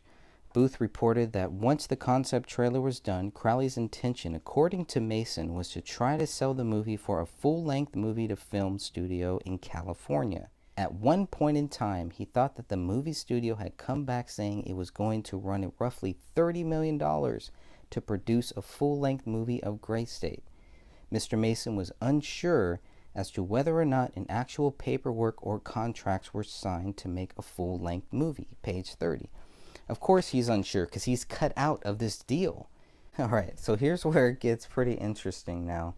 We're still on page 30, and Danny Mason says that his involvement with Gray State and Crowley was strictly as an actor and as a friend, and that he had not been involved in any financing or was actually listed on any paperwork as a partner with Crowley and Heil, page 30. That could be why he's having such a hard time securing those rights to the Gray State now, at least for the last couple years, and why he probably won't get those rights. Still with Booth talking to Danny Mason back in August of 2014, Danny Mason saw the entire family the last time at Rania's birthday. Mason reported to Booth that a lot of the writers, producers, and filmmakers who are all in some way, shape, or form related to the movie and concept trailer of Gray State, they were all there. Still on page 30. Then we go to September of 2014. This is the last time Danny Mason sees David. And he says, Booth states that Danny Mason states that he had come over to the Crowley residence to talk to David concerning the movie and where the movie was heading. Now, why would Danny Mason be doing this if he's just the actor, right? No, obviously, he's definitely more. He's got to be more than that. So Danny Mason goes over to the Crowley house, and he wants to know where the movie is going, where everything is headed, right? But Danny talked to David out in the driveway of the residence and had stated that David had looked like he had lost a bunch of weight and was fragile. The decline, right? This is their bullet point. This is their whole story. David is declining. Everything that he's doing, he's separating himself. He's losing money. He is, on his last leg. Everything's bad for this guy. When you really research it, you see he has pretty much everything going for him. Probably he's got some family issues, yeah, but when you really look at it, those family issues are deep-rooted family issues between the family, and families get over that stuff. But it's a family issue. It doesn't usually cause you to kill your kids and to kill your wife and to kill yourself. So, not saying it didn't happen, but come on, based on what we've seen here, based on everything that we've read so far, are you seeing it? Because I know I didn't see it. I know a bunch of other people, a lot of more educated people than me, did not see it.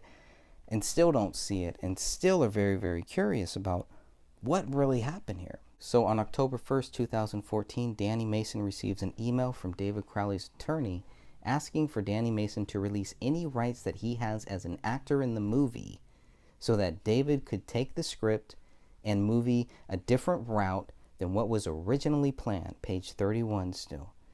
If Danny Mason is just an actor, what type of rights would an actor have to anybody's script? If he's just an actor, why would David be contacting him about actor rights? I need some help with that. Look at page 31 there. Okay, then we go to October 7th, 2014. This time, David directly emails Danny Mason. The email stated in summary that David had decided to take the Gray State into a different path than what was originally thought. And in order for him to do what he needed to do, Mr. Mason needed to sign a release form, releasing him of his rights to the movie. What type of deal? I guess it really comes down to what type of deal Danny Mason and David Crowley had. And there's different, there's deals that are done on a handshake, and then there's deals that are done through contract. And these seem like handshake people, at least from what I'm seeing. So I don't know. But we definitely need to look more into that. That's still on page 31.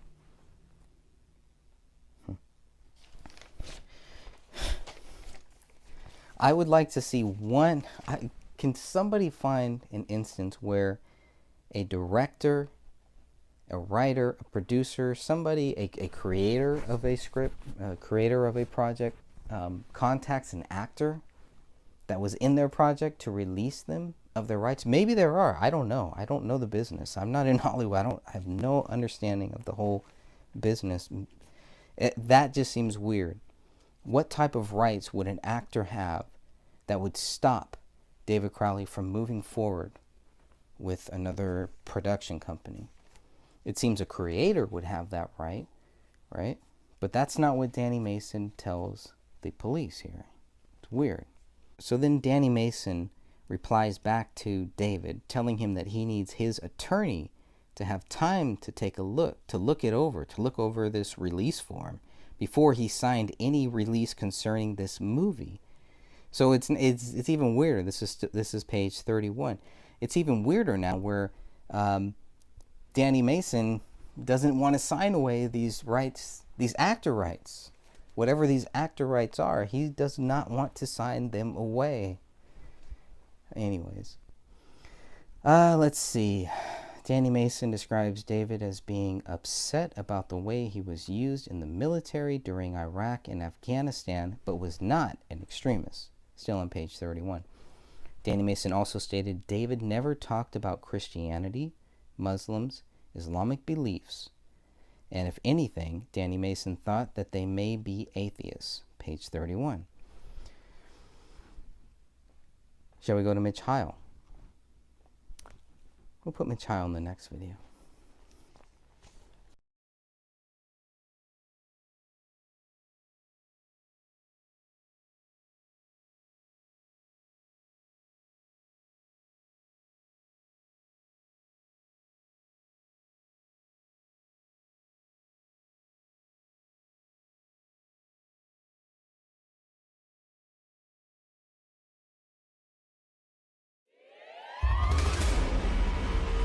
There's a window opening.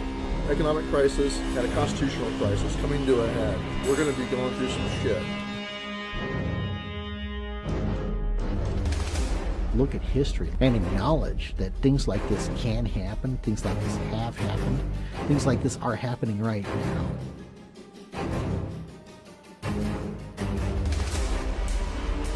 The Gray State is a part of this Orwellian nightmare that's being set up. Their vision for what's next is a global Fed and even more power. The potential complete collapse of America, of a global economy. One world government. New world order. It's real. A lot of people are realizing it, and more people are going to have to. You are a slave. The system is failing us, and the bottom line is that something has to be done. This is an empire in decline. If we don't do something drastic to put the federal government in check, we're going to be doing things the hard way with a violent collapse. We are already beginning to fall to the gray state. We're already halfway there. This is the path we're already on. Civil war is staring us in the face. Trends like the slow yielding of our quiet American towns to a choking array of federal surveillance grids, illegal police checkpoints, and literal foreign occupation. That is exactly the kind of abuse of power that led to the first American Revolution.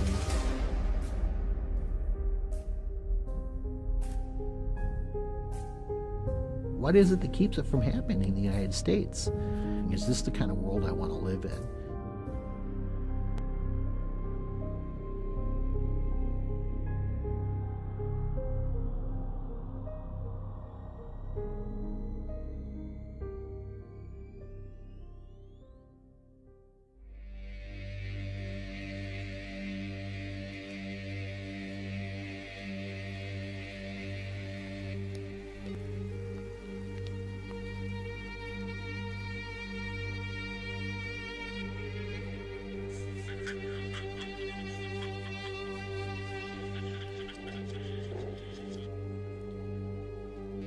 The gray state is a symptom. The disease is statism.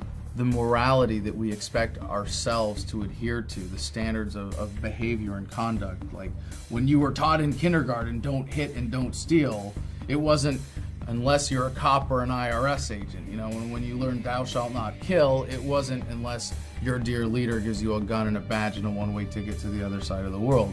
Those were moral absolutes, but what we are doing now is institutionalizing them in government and creating this moral exception for people that have the socially granted monopoly on the initiation of force over a given geographical area by calling it government and pretending that it's good for us. The only thing that makes the government different from any other organization is the government has the ability to compel people to do things via force.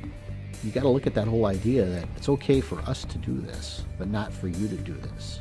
They want you to feel defeated, they want you to feel powerless, and that is how they basically get away with rape, theft, and murder. It's like massive Stockholm Syndrome. We see it every day. We see it in the news. We see it on headlines, but people still don't acknowledge it. We are already living in a world where government has become a detriment to human liberty by any measure. It's such an obvious level.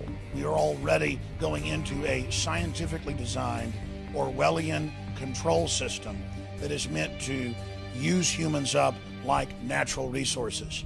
The stripping of your rights, your liberties, your freedom, private property, even your free will. That is the gray state. And yes, it is real, and yes, it is here.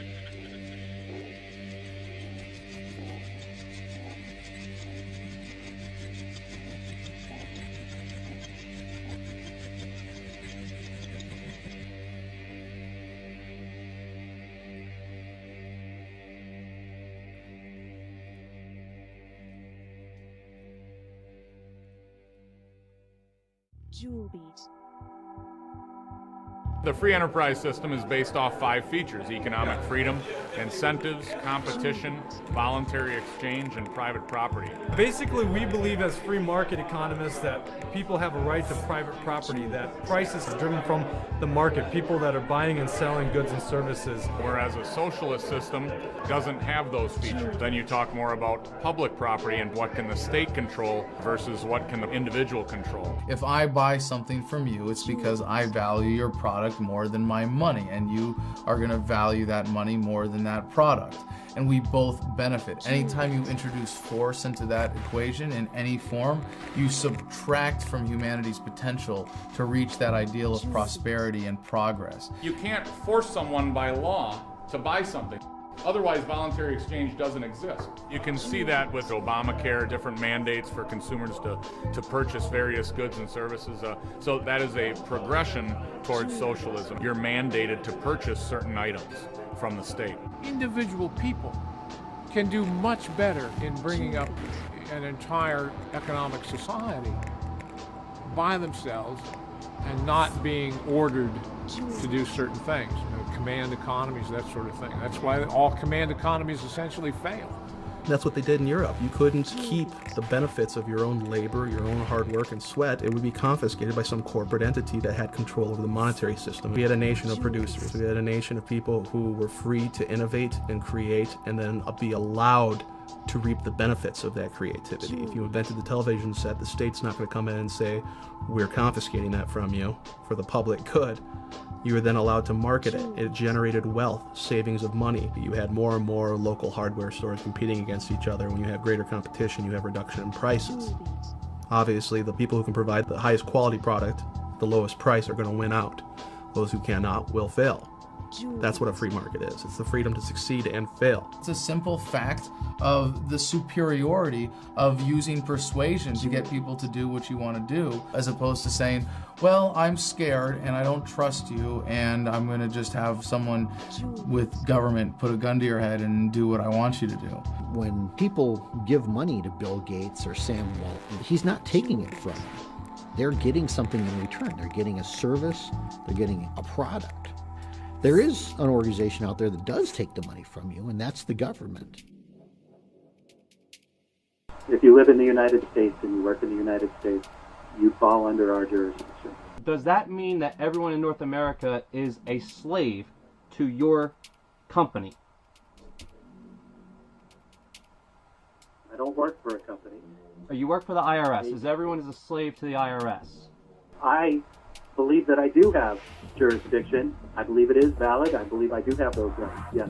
Okay, but you can't, by your own admission, answer a question regarding evidence to actually prove that there's jurisdiction. Right. So you have faith. Can answer those questions. So you have faith that you have jurisdiction. You don't have any actual evidence, and you're not qualified to determine if there is evidence to back that assertion up. Correct. Blind faith. That's really impressive when you're talking about other people's property and other people's lives, to have blind faith in a violent, aggressive system. You don't have a choice about whether or not you can do business with the government. If you don't want to use our services, that's fine, but you're still going to pay for those services. If you don't have kids, you're still going to pay for public school. If you're not sick, you're still going to pay for health care. And if you don't pay, we're going to send people with guns to take your money and take your house and take you. The feudal era, you had a feudal king or lord who would claim half of your crops in exchange for protection. And because the peasants didn't know any better, they could get away with that scam. Hey, give me $20 or I'll shoot you or I'll throw you in prison, which is, what taxes are. No one pays taxes because they want to. Taxes are collected at the barrel of a gun. All laws are enforced at the barrel of a gun. Now, the facade of statism has to include them throwing us a lot of bones. When a farmer will provide health care for his livestock in the same way that a government wants to keep the tax cows healthy and productive. They bribe us with our own money. They tax us, and then they take that money and they push it back out. What they hope we don't notice is they take that money from us in the first place. Without the income tax, America historically became the wealthiest country on earth because it goes back to the benefits of a savings-based economy where you're able to accumulate savings and you're not forced to turn it over to a governing authority to redistribute as it sees fit. If you have a business, you're supposed to file as your business expenses, your business accounts, nonprofits, everything else. But you as an individual, there's no law stating that you have to file taxes on your income.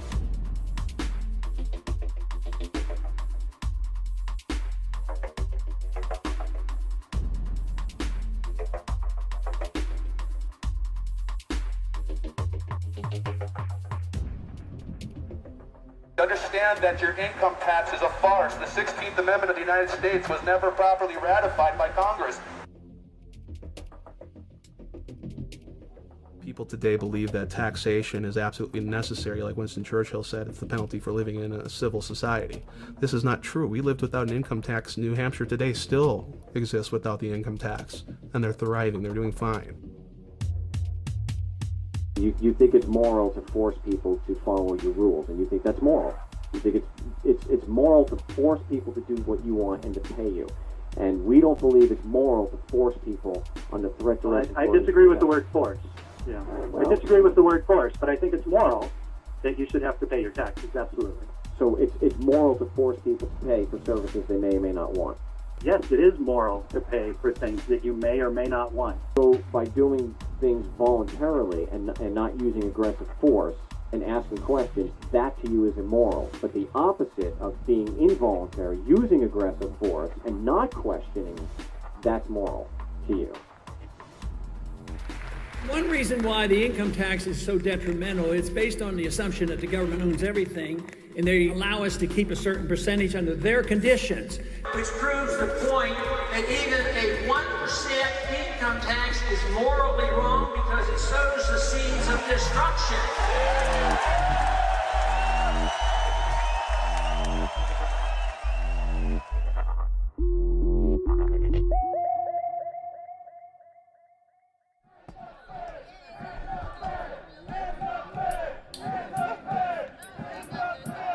The gray state is a symptom of the step backwards of statism that we're experiencing right now. 2 steps forward, 1 step backwards is the course of human progress. And I can look back and say, well, we started the major step backward in 1913 that was the Federal Reserve. The Federal Reserve legislation was drafted on an island, really called Jekyll Island. All these bankers, the heads of J.P. Morgan and the other large banks at the time got together on this island, secretly drafted the legislation and all that stuff. I think that name is perfect, the creature from Jekyll Island. It's this creature. The Congress was on leave for Christmas, had a silent vote. Less than 10 votes. They actually got through. And all of a sudden, the Fed Board of Governors became the all-powerful entity. So what you did was you gave someone a monopoly, and then they brought that monopoly into D.C. No different than the IMF today, no different than all the corporations and all the guilds, all the unions that are coming to D.C. to seek their monopoly favors. So basically what it is that the Federal Reserve is 80% owned privately, but yet it prints our currency, depicts our interest rates, tells us how much commodity products are. There's nothing federal about the Federal Reserve. It's a private establishment owned and run by offshore banks. The Federal Reserve is a criminal organization. Did you people know that America doesn't even own its own money supply? It's within our Constitution to be able to print our own money. Congress should have control over it. The Federal Reserve took that away.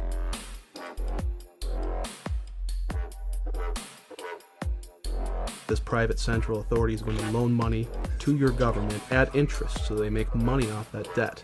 And then the federal government pays them back plus interest via taxation. And basically it prints false money, money out of thin air. I look at it as the age-old struggle of the philosopher's stone, where we used to try and find a way back in the old days to create gold, which was money and always has been money, out of lead, and they never could figure out a way to do it. So that's sort of like the rapture occurred when they realized we can substitute gold with paper money, which we can create infinitely at a very low cost. When they want to spend more than they make off the revenue from the people, that's where they borrow money from the Federal Reserve. Basically open a credit card. So this debt is only valid so far as our public is able to cover that debt based upon our level of income taxes. Federal income taxes does one thing, and that's it. When you pay taxes on your income, that goes directly to the Federal Reserve to pay interest on the debt that they create. Anybody not understand that? Anything they cannot pay for via taxation, they turn on the printing presses. At this point, it's analogous to a Mickey Mantle rookie baseball card. You give some governing authority the right to create photocopies of this, pass them off at the same thing. What's going to happen to the existing value of all other Mickey Mantle signed rookie cards in good condition? Well, they used to be rare, so they had value. Now they eliminated demand. They took us off the gold standard. They took us off the oil standard. Oil is now traded in euros and other currencies, so there's not as much incentive to invest in the United States. And now they're increasing the supply. So you have declining demand and you have greater supply. Many a country has tried this in the past. It ends up badly. You can't just print money and say it's worth something. That's only going to work for so long. What gives our paper its value is its world reserve status. Every currency on earth is backed to some degree or some percentage by US dollars. What used to give that value was that it was backed by something else of value. In our case, we had the highest gold reserves of any country on earth. We had an agreement under Bretton Woods with Saudi Arabia and OPEC, the oil and petroleum exporting nations of the world, that their oil would only be traded exclusively in US dollars. Every other country on earth had to buy US treasuries and convert their currency to US dollars to get oil, which every economy needs to function, of course. That was the key to our prosperity in the early days. It's an illusion, it's a mass delusion to say that a Northern Ireland pound has intrinsic value. It's only valuable if somebody takes it. And if you go try to spend that down in London, 9 times out of 10 people say, I don't want that. That's not real money. That's not a British pound. It's a symbolic representation of an exchange medium. That's the beauty of gold, silver, and other commodities. They don't lose their value. It just is what it is. It discourages moral hazard and unnecessary risk. If you couldn't afford it, you didn't buy it. This was not poverty. This was responsibility.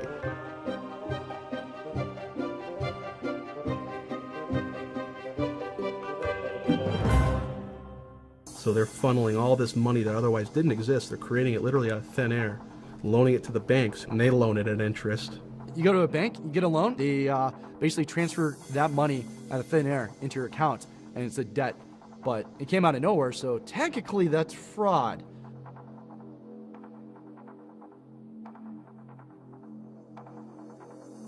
Since the 1970s, we did not have the ability to cover our debts via taxation. It's not popular to raise taxes. You're not going to vote for the politician who does that because that gets old. But we hate it when they stop spending. We like the free goodies. So that's why it is we're in such a deficit crisis and they spend so much money. It's popular to spend, it's unpopular to tax. So what do? We have the Federal Reserve paper it over. The problem is Congress, the federal bureaucracy, and the military bureaucracies. And remember what runs those things: cash. When you fly into Ronald Reagan National Airport, as you're getting ready to land, if you look towards the Washington Monument, you will see this enormous mountain of cash. The problem with that mountain of cash is it's a magnet for all the wrong people. Everybody in the Beltway exists to get their hands on some of that cash. It essentially creates a situation in which everyone is for sale.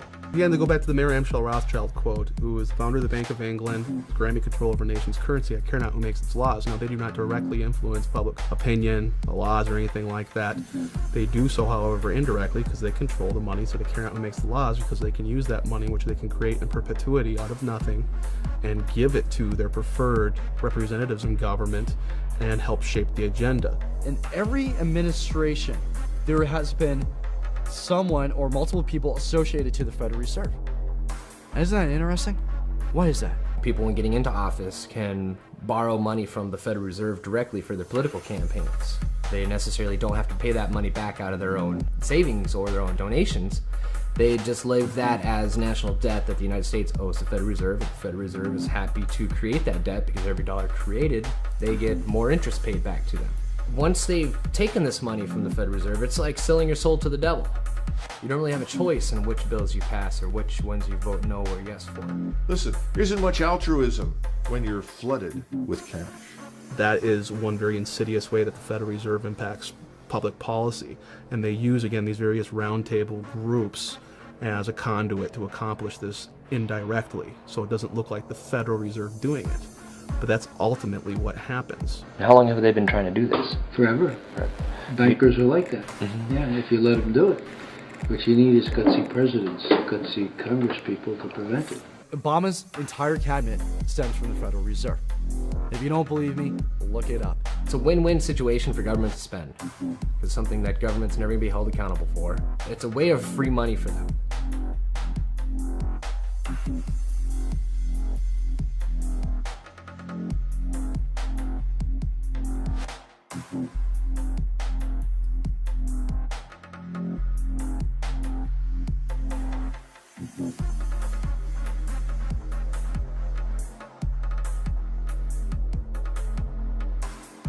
The elite use the banking and financial industries as a mode of control because either you're owned by them or you owe money to them. So either way, it's kind of like this leash of control around everybody. Today, if you create an invention, you're much less likely to run a company that employs people for very long because you're going to have a very large bank or a very large corporate entity come in and simply buy your product. It essentially allows them to confiscate the creativity of you and I, of regular people.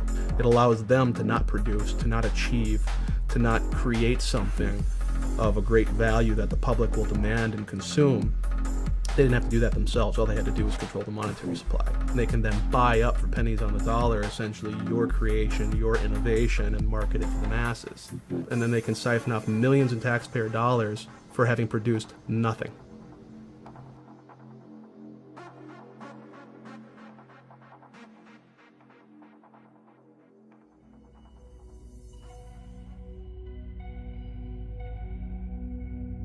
As humans, we're designed to worry about the next tribe coming over and attacking our clan. And men are designed to look out towards the horizon and see threats. But we only see military threats or criminal threats or thugs. We have not been designed to see corporate threats where global corporations get their people into government, then the traders in government create new systems and sign government authority over to that. The conspiracy is one of human nature, and the moneyed power is using that moneyed influence to appeal to people's own based instincts and their own self-centeredness. You have to ultimately, in a free market, assume the risks and responsibilities associated with the freedom, again, to succeed and the freedom to fail. We don't have that. What you have today is a corporatocracy. You can essentially fail and you don't have to worry because you're going to get bailed out by the taxpayer. That's not a free market. We don't have a free market. We have intertwined corporate interests, right? We have the hydra of these corporations that are addicted to cheap money, free credit, created by a privately owned corporation that monopolizes the creation of money. So the Federal Reserve is going to create Mickey Mantle baseball cards ad nauseum and infinitum. They're going to just print them out to cover all these bad debts that went wrong when Goldman Sachs, Federal Reserve shareholder, decided to sell a whole bunch of these securitized mortgages thanks to the repeal of Glass-Steagall to foreign investors all over the world that went bad and they knew would go bad. The fraud element comes in, they knew they were going to go bad. So the Federal Reserve creates moral hazard again for these large banks by saying, don't worry, we'll paper it over.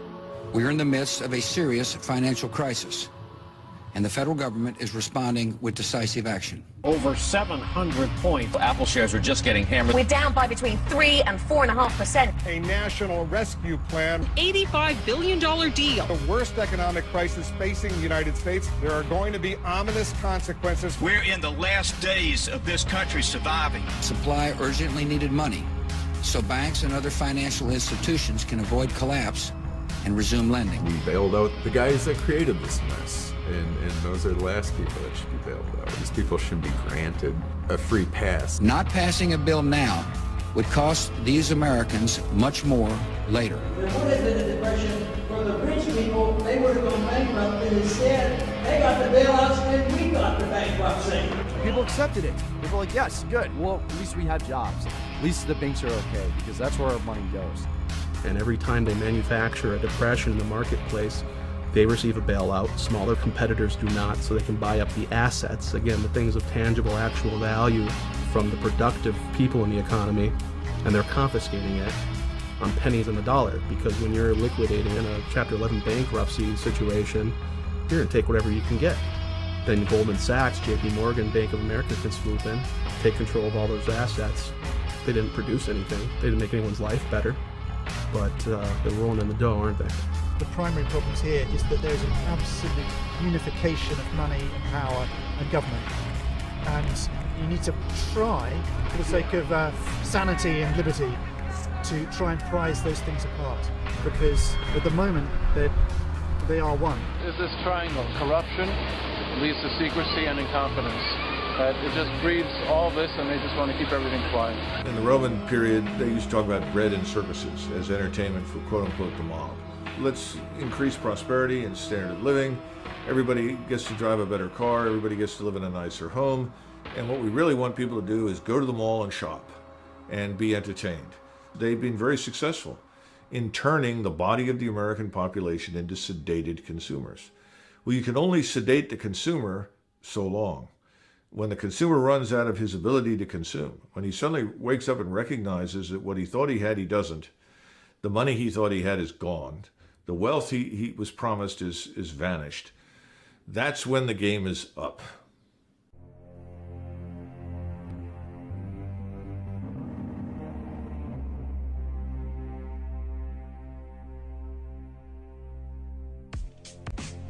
Today, inside Washington, the mainstream mentality is that you and I, and the rest of us that are talking in these terms, are out of touch with reality. They cannot begin to comprehend what you and I are discussing today, and I think that's very important for your viewers to understand. Our banking system is a safe and a sound one. Our deficit problems are completely manageable. Everything will be fine. We'll pass some reforms, some new legislation. We'll make it all right. Part of the scam of government by printing money, by borrowing money. We don't have to tax people directly. We can commit intergenerational child abuse and pass that bill off to the people who are unborn, who, when born into America, have a $45,000 stone around their neck as their share of just the federal debt in its most conservatively estimated forms. People keep throwing around these numbers that were 15 trillion in debt, 16, 17. Those are all old numbers. It came out in Bloomberg Financial and other news outlets that under Obama's administration, in the first 2 years, over 23.7 trillion is missing. And those are old numbers, and that's on top of all the missing trillion from Bush. You had $1 million and you started counting one at a time. It would take you 11.5 days to get to 1 million. If you were going to count to $1 billion, it would take you 31.7 years. In 1 trillion seconds, it's 31,700 years. That's the difference between a million, a billion, and a trillion. So a million seconds ago, 11.5 days ago, a billion seconds ago, 1980, a trillion seconds ago, 29,688 BC. The way Bush has done it over the last 8 years is to take out a credit card from the Bank of China in the name of our children, driving up our national debt. Raising the debt ceiling, which has been done over 100 times, does not increase our debt. We have now seen our national debt go to the tune of $211 trillion if you consider all of the government guarantees to workers for their retirements and their pensions, etc. We're at a point now where if you were to tax the American public to the tune of 100% of their income for the next 20 years, you wouldn't put a dent in the interest. And we see the economy falling apart. And before people said, you know, I can't really believe that this is all by design. How do just tens of trillions of dollars go missing? And then Ben Bernanke, the Fed chairman, just laughs at congressmen and senators when they ask him, hey, where's the missing trillions? Some of the heads who were in charge of the accounting said, we just don't know where it went. When everybody's struggling in this economy, Ben Bernanke's out celebrating at this huge gala event with all these rich, elite, powerful people. And meanwhile, there's children starving. What'd you do at the 2008 Bilderberg meeting? I'm not doing any press today. For people in high office and high places, there is no accountability. And they like that. And it's a wonderful situation to be in. Never having to answer for what you've done. If the government deliberately devalues and destroys the value of the currency, it will destroy the middle class and the wealth will gravitate to the wealthy. So when you print money, you literally expand the gap between rich and poor. We are in debt, our kids are in debt, our grandchildren are in debt. It is time to stop. When the United States defaults on its debt, which it will, to the Federal Reserve, it's not a question if, it's a question when. Each citizen has been placed on collateral, which is a Social Security number. So that means when it defaults on the debt, it's going to go to its collateral, which is you and me. So first of all, when you're born, you're enslaved. Look at your identifications. Your name is all in capitals. It means you're a corporation. That's your serial number. That's your ticket number. Everybody's given one of these when you were born. Okay? That's your PIN number, meaning that you're going to pay interest to the Federal Reserve System, you know, as you grow up and get older, because the Federal Reserve borrows against us as debtors. This, proving the fact that you're a number. Politicians in the New World Order. Who's the one to blame when your dollars worth a quarter? Bankers, politicians, and the New World Order. And if I recall, back in 2009, I think it was, they said that people with incomes are a threat to their agenda. It seems to me that they want to make sure that the people don't have any money to fight back. Just even the little crumbs. We have pulled this economy back from the brink. There is no recovery. Everyone is going to feel this, even if they're not feeling it now. Well, the thing that my baseball coach as a child taught me the most is that in life you are going to lose. We can't have a society of winners. There's not that many college students in the world, right? I get up and I work every day for family and generations after me. I just don't know what their lives are going to be like. You know, that's my biggest fear, is what are we all going to pay for 50 years from now? Our deficits are to such a degree that when you cannot cover it via taxation, no one's willing to loan you money anymore. And that's what we've been doing. We've been borrowing our way to financial prosperity from foreign central banks. And they won't lend to us anymore because they know mathematically we cannot pay it back via taxation. Bottom line, that's what this is about. They're just creating money, they're devaluing it, and there's no alternative. The direction we're going in right now is debt and dependency. You understand the principles of the debt supercycle. And eventually that supercycle comes to an end because you can only print and borrow so much money. You've seen the dot-com bubble, you've seen the housing bubble, and if you understand the Austrian school, we're already building that next bubble. The U.S. Treasury bond is the largest bubble out there, bigger than the credit card and the education bubble.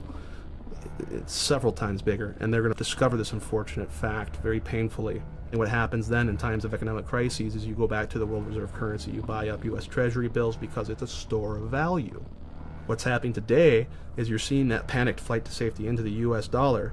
The dollar's not going up in value. It's still very gradually going down in value.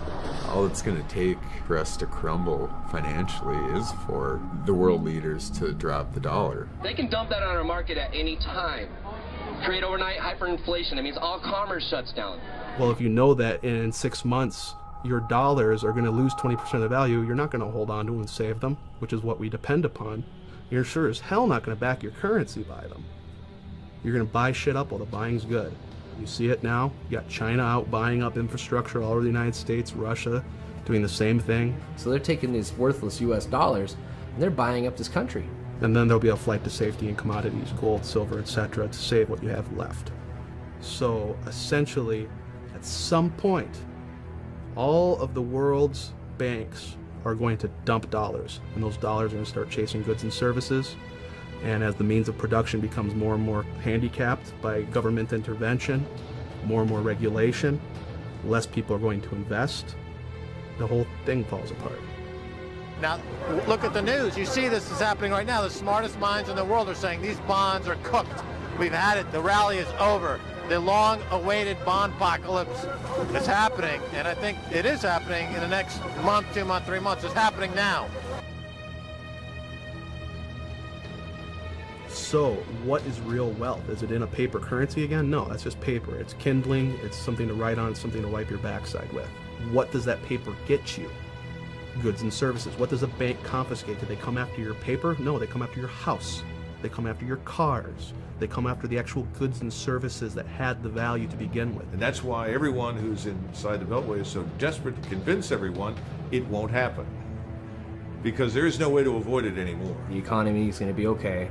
Keep them working because you don't want to create pandemonium. Start getting the people too scared about what's going on and start fearing the government, then they're going to have a revolution. They can't have that. They want to keep it on the tipping point where they have control. They're going to use our own money to enslave us and collapse the monetary system at the same time, because again, every currency on earth is backed by US dollars. If there's nothing to replace it, you only have chaos. In June of 1929, Mr. Mellon, who was the Secretary of the Treasury, told the American people that they lived in an era of unbroken prosperity, that they had nothing to fear. At the same time, he was liquidating all of his investments in the market. He was putting everything into cash and gold. He wasn't alone. Mr. Geithner recently made the statement that our banks are solvent, that there is no issue. We have nothing to be concerned about. Nothing could be further from the truth.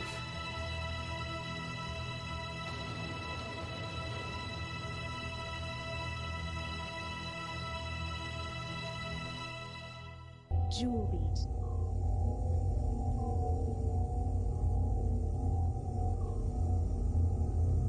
Jewelbeat.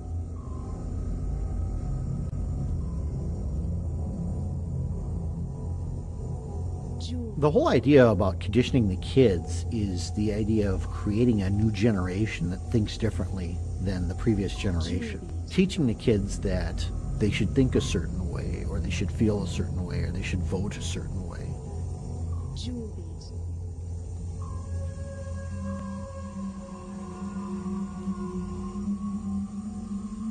In the late 1800s, you have the emergence of psychology, the study of psychology, how people think and how people can specifically be manipulated.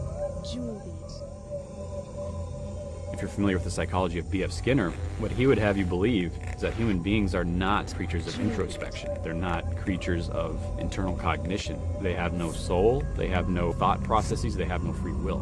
What they are animals to be trained. So you have Skinner's operant conditioning chamber, or the Skinner box, where he trains mice to perform for him based on a system of punishment and reward. Essentially what it does is it bypasses brain function and goes straight to an animal training method. You create a problem, offer a solution that drives them toward a pre-designed response. This is called the Hegelian dialectic. The Hegelian dialectic is a formula and a strategy for creating a problem to then offer a solution that you have to the very problem that you've created to get the outcome that you desire, that you wouldn't have been able to get if you didn't create the problem in the first place. Jewel beat.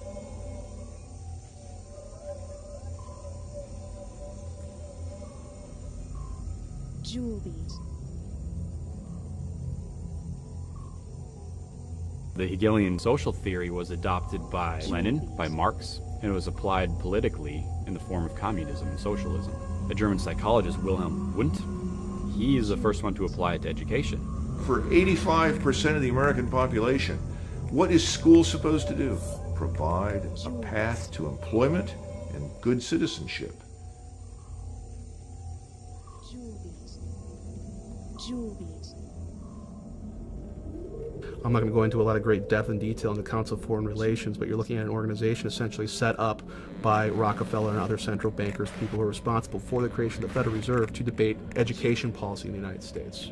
It used to be that education was run by the states. Today you have funding and financing taking place with the federal government, whereby if public schooling systems don't do what they want, they get their funding cut. The Reese Foundation, the Ford Foundation, the Carnegie Foundation, and the Rockefeller Foundation, all these major foundations that can actually give American taxpayer subsidized grants to individuals who do things according to their criteria. A tax credit is when you get to keep your money because of some reason. A subsidy is when I, the government, actually collect that money, and then I turn around and pick a certain behavior that I want, and then I subsidize that. This was revealed in the book Lines of Credit, Ropes of Bondage, in which H.R. Gaither of the Ford Foundation revealed to Norman Dodd of the Reese Foundation that they were taking their directives from the White House.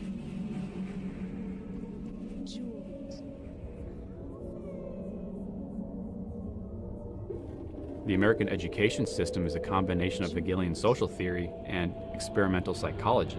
They destroy things like competition between students, because if they tell you there's no competition, there's no reason to exceed. There's no reason to excel. There's no incentive for upward mobility. It's animal training for the workforce. So you have to attack the families. You have to say parents aren't fit to be parents. So the state has to come in and control that. And then you have to control what the children are eating, what they're being fed, what they're being taught, what they're watching. Because you have to begin to set up the generation gaps. And that's the whole idea behind working with the kids and dealing with our kids, this concept of in loco parentis, that the school is the parents when the parents are not there. Most people are too busy working the 9 to 5, and now that 9 to 5 is turning into 9 to 9 to be able to just survive, crippling the amount of time we have to transfer knowledge and information to our children, our young. So by making sure both parents are away from the children at work, they can guarantee that the social environment of school, preschool, daycare is going to be able to give the children the knowledge that they want to. And what you have is the degradation of the individual, you have the promotion of the state, and you have the elimination of the middle class. Now, under this operant conditioning from Skinner, and under a system of reward and punishment, the only thing you learn is how not to get punished and how to achieve your reward. You're not going to come away from this system thinking, I'm going to stand up for something because it's right. You're going to do it because there's either reward or consequence involved. They're being trained to enter the workforce as a valueless cog in the state. Jewel beat.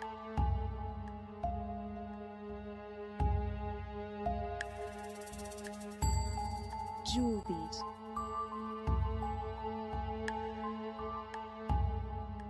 I'm a product of the public school system, and nobody ever taught me anything. I mean, I think we read the Declaration of Independence in the 5th grade, possibly. But I think the school systems are designed to keep people uninformed and to not understand the scope of their rights and where they come from. I think the powers that be would ultimately love everyone to believe that their rights come from the state. It takes about 20 years for this sort of system of thought to instill itself in a generation, unchecked by traditional values. What you see is the same system employed by Stalin. And basically this is being done in America right now.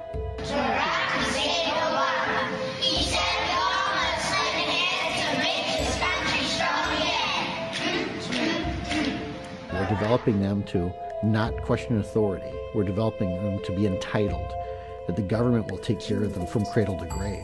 These efforts have been pretty successful. No one questions their shackles if they're born into them. Jewel beat. Jewel beat.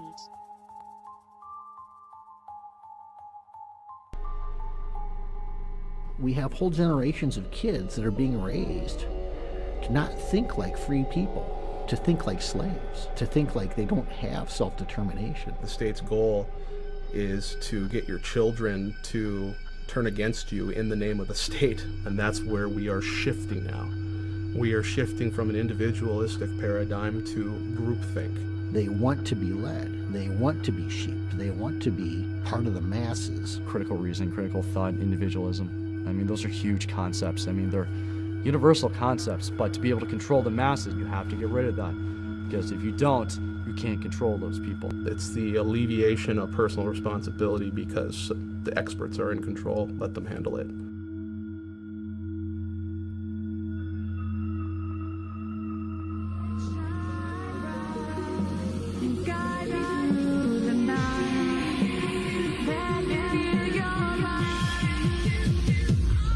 Hello, New York!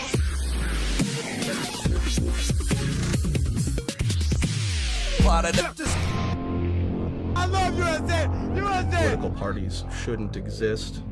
We ought to be voting for a candidate based upon principles, character, things like that. It keeps us from being able to fight over party lines. You look today, you have party platforms. These are things that we all have to agree on. And if not, you are not a part of this party. Well, look at Ron Paul right now.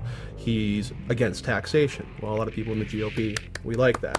But he's against the wars. Well, you must be one of those Democrats then. The old saying, divide and conquer. So they try to just divide people into two different groups so that you can't unify.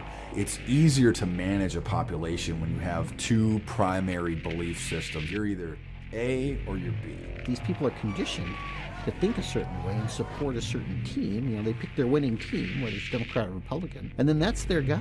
And it doesn't matter what that person votes for. As long as their guy wins, they put their pennant up, whether it's got a donkey or an elephant on it, and they wave it and they say, my guy won.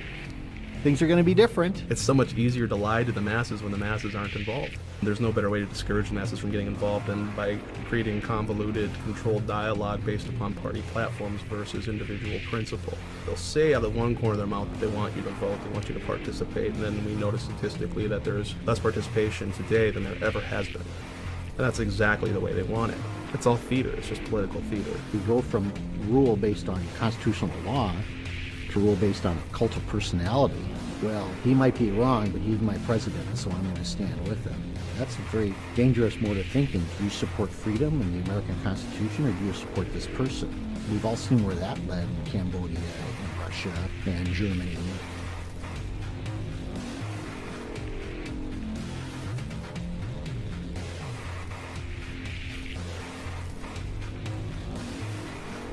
Bush and Cheney, everybody's got to obey the laws, including the president and vice president. Vote for Democrats. Obama, yeah. Woo! I'm sure if you ask the average Obama supporter if they have good intentions or not, they're going to say, of course. The path to hell is paved with good intentions. You know, Obama's just as bad as the rest of them. Why do you say that? What's he done? He's one of the most war-hungry presidents we've ever seen. He has not fulfilled any of his policies that he promised at all. The economy is still tanked. The taxes are still high. I'll make our government open and transparent. One of my priorities as president is opening up the White House to the American people. That White House tours will be canceled till further notice. I intend to close Guantanamo, and I will follow through on that. We will bring an end to this war. I will be held accountable. These are bills that Congress ran up. You will not see your taxes increase one single time. Cut the deficit we inherited by half. If I don't have this done in 3 years, then there's going to be a one-term proposition. If you had a spouse who broke their promise 95% of the time, you get a divorce. This is all fact, but people still support him. Obama's name is in the Bible. I prayed and I believe that God picked the right president. Hanging in your living room. The Obamanoids. You're going to have 20 to 25% of the American public who will always support Obama no matter what he does because their own ego is on the line and they won't admit it. Actually, those are not facts. What you just stated, those wasn't facts. Everybody's happy to re-elect President Obama. Yeah! What's your favorite thing about President Obama? I could list a million different reasons. It's truthful. He's for public education, and he wants to restore it back to where it belongs. Yes, everybody in Cleveland, low minority, got Obama phone. Keep Obama in president, you know. He gave us a phone. Healthcare. Healthcare, yeah. Healthcare. His public speaking skills are immaculate. Yeah. He's so smart, he was funny, he was captivating.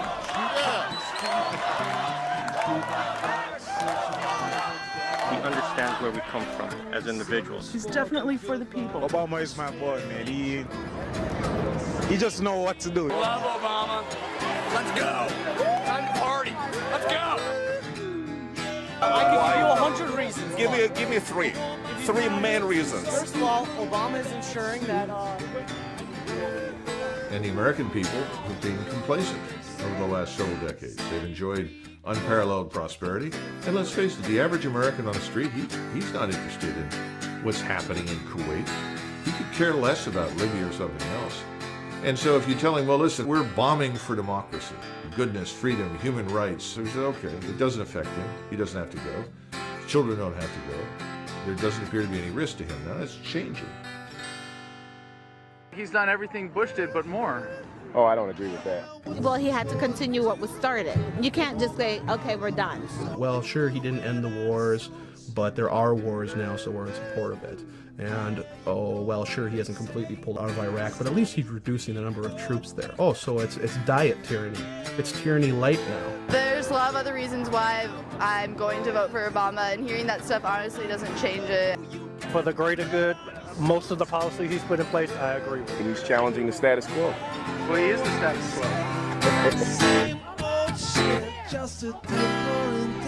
Obama's going to take us forward. The president and the first lady are kind of like the mom and the dad of the country. And when your dad says something, you listen. I pledge to be a servant to our president and all mankind. Because together we can, together we are, and together I know people who have destroyed relationships with their families when they realize that their neocon uncle and their liberal cousin weren't just well-intentioned, that they were creating a justification for coercive government in ideology, that they were externalizing their own desires to control others, and that was reflected in those relationships. It always is. I mean, no evil person or evil group of people are ever acknowledging that what they're doing is evil. I want nonviolence. Yes, I want so universal do I. nonviolence. No, you don't. You're an Obama supporter. Do you think he wants to go kill people with drone strikes? Well, then that's why what he wants to do? He orders it done, so I would assume. All right, so. you're out of your mind. People are aware of the truth. People choose not to accept the truth. There's a difference with this. People who are completely unaware of the truth, those are becoming few. It's self-deception. How can you be honest in a political debate or any other contest if you're deceiving yourself first? The people who will, just do what the party wants and do what they're told and vote the way they're told, and they just keep voting for the machine. After a certain point, there's no more deniability. They can't say, oh, I didn't know, or I didn't understand.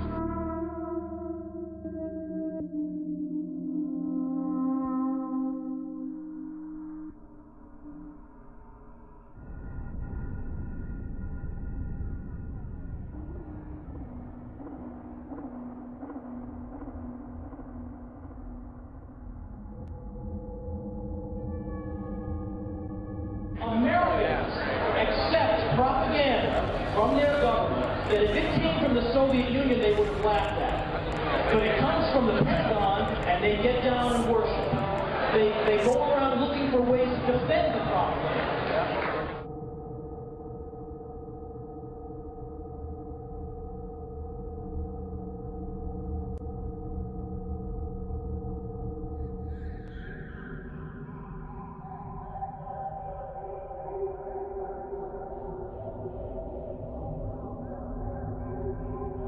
You can find people all over that will say that we should end the war, but they have a lot of trouble saying that when they meet a soldier. It was actually my older brother who talked me out of joining. We had a lot of conversations about the bravado of the current U.S. military forces, the attitude. If you ever go into the military, it's definitely about psychological conditioning. It's the idea that when life and death is on the line, you cannot afford to believe anything but the fact that you are the biggest, baddest force on the face of the earth.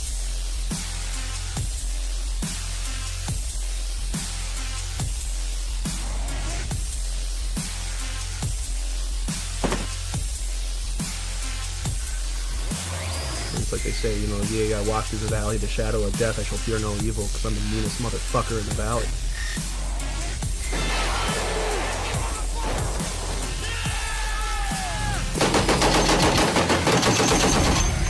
Reloading! War is like a big video game that I can watch on my TV.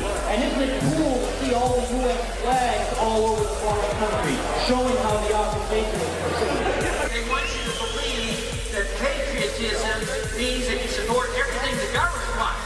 If you don't support it, you don't support the truth. Another day, man. Another day.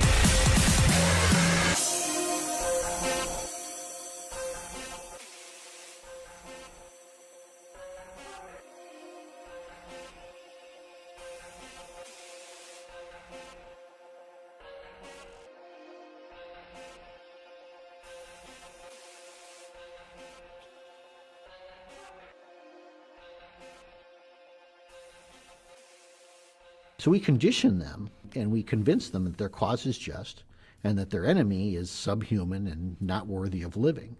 And the American people honestly play a role in that. They come back and the reception they receive is just astounding.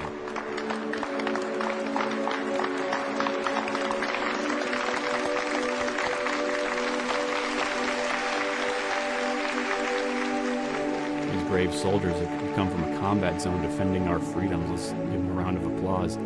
Who wouldn't buy into that, really? Thank you for serving our country, and God bless you. USAA auto insurance is often handed down from generation to generation. I'm given tax breaks for being a veteran. I'm given discounts on my car insurance. I can go to the commissary, tax-free groceries. I get all the benefits I could ever want in the military. Why would I question that? We have soldiers who are coming home, they look at all this, and they say, well, it seems like that was wrong, but how could I admit that that was wrong because I was a part of it? You'll never know what we go through for your freedoms, but at no point does anyone question how are they defending our freedoms by invading a foreign country? Well, you didn't serve, you don't know. Well, then what happens when a guy like Jesse Ventura, who not only served, but served in the SEALs, he comes out and he speaks and he says the same thing. Oh, he served, but. There is no but. He served. He knows. He's been there. I was over in the Persian Gulf getting ready to liberate Kuwait, which is a kingdom, a dictatorship, and here I am liberating their oil assets from Iraq. I thought I was doing the right thing too. And it's really hard to look back on that and say, hey, that military conflict that I was in, that my friends died in, that I got shot at in, I have nightmares about, I guess that really should have never happened. And unfortunately, the media has worked tirelessly to ensure that this truth doesn't reach the American people.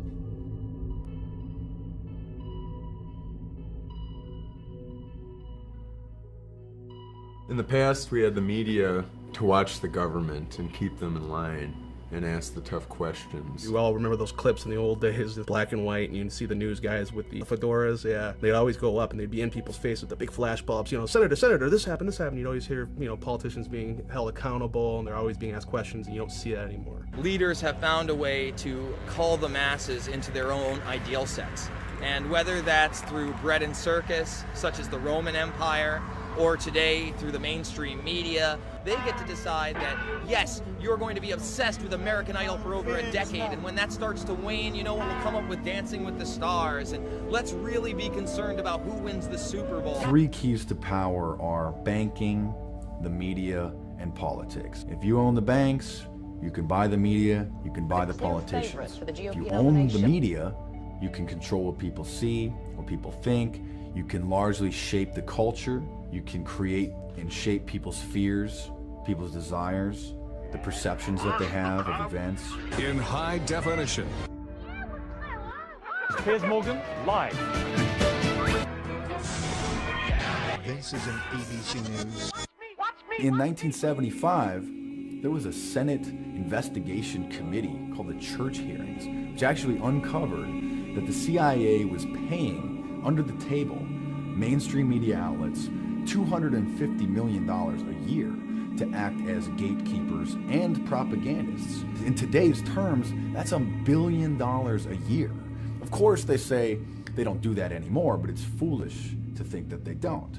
Why do you think the top story is the top story on all major networks? Carl Cameron, he'll tell you straight up, I can't answer anything unless it comes from my editors. I can't unless I've got it approved from media relations. I can only talk in front of my own camera. I'm sorry. Geraldo, will you talk about Building 7? Talk about Building 7. Help educate the public. If you get video of Sarah Palin or get a soundbite from her, bring that back to us. You can hold the Ron Paul stuff. We single out something that the media likes to talk about, such as the Trayvon Martin issue. Could have been me. But we don't talk about the much more serious events that are already well underway. When was the last time you saw images of caskets coming out of airplanes? You never do. So that's never in the mind frame. It's this happened, now Paris Hilton fucked somebody else. Let's spend 2 weeks on that. can't say that this isn't newsworthy. Obviously, there is a blackout in effect. The mainstream media, though, wants to stay in business.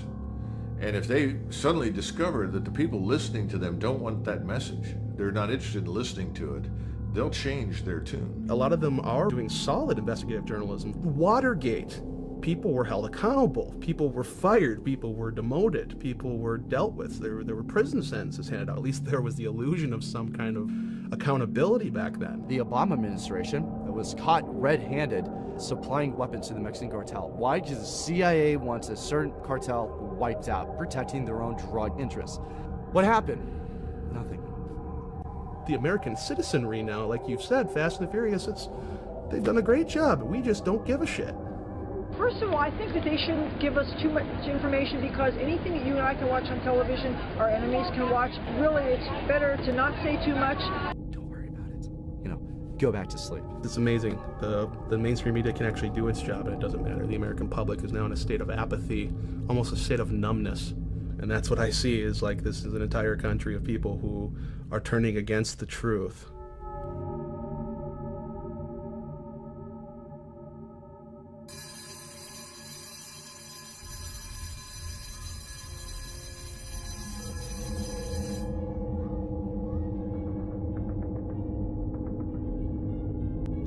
Controls in the desk right next to the textbook. Run tests and then test what? Let's look. Look at this, these heads in the mess, but I got this diploma.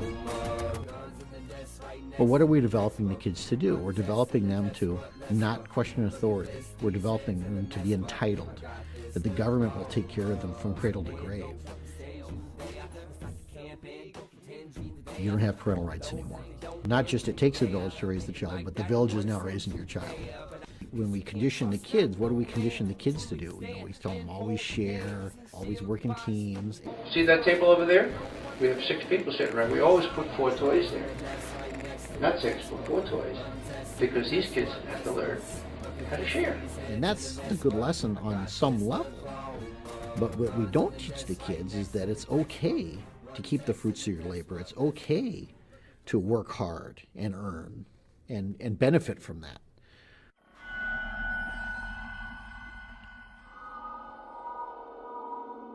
Jewel Beat. The thing about wealth is not a zero-sum game. There is wealth out there for everybody. All you have to do is be willing to work hard and earn it. The prevailing attitude in America today is almost that you should be ashamed to be successful. You should be ashamed to be rich. And that if you are rich, the assumption is that you got rich by taking from somebody else. You will not find your justice in capitalism. You will not find your justice in the colonial government of the United States. You will find justice when the institutions of capitalism and colonialism are destroyed and they are replaced by sustainable ways of being that nurture and protect all life. Mike, you here with this Occupy movement? Yeah. What are they doing? They're chilling.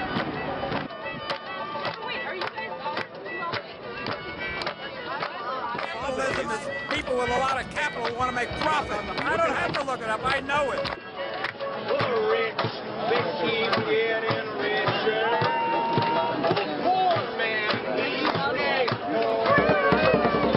The rich man, he does while we keep doing more.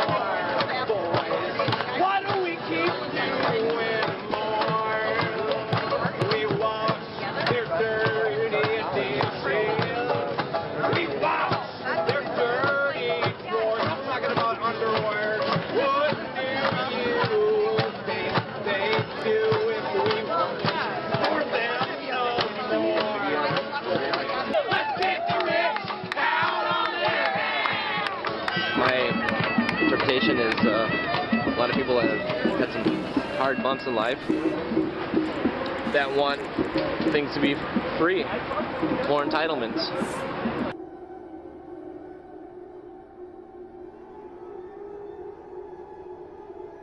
What people are calling for in Occupy Wall Street is like, well, God damn it, government, you need to do something. This is why we're losing all of our rights to too many people that are being dependent upon the system.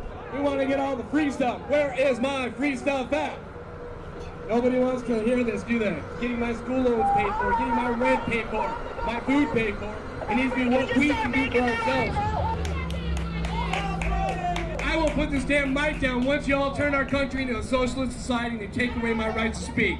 Choose to be complacent or ignorant, and that's fine. That's your right too. This is how you disperse a protest movement. We have to ask a couple of basic questions. The first basic question, what should the role of government be? Should the role of government be there to run the entitlement system? Should we believe this story that entitlements are rights? Yes, there's always an appetite for big government. There's always this temptation of getting something for free. And there's always the motivation, well, we'll help the poor people. You want to give free food, free medical care, free education, free houses, and everything will be okay. The lie at the core of collectivism is that it is all for the good of the collective. Once they get you to swallow that lie, any other lie they tell in service of that is not a lie. Orwell nailed it, freedom is slavery. And a lot of the people out there in activism are embracing big government. They think that big government should be used for our benefit, that they can use it for our benefit. And the argument being, again, that you can't.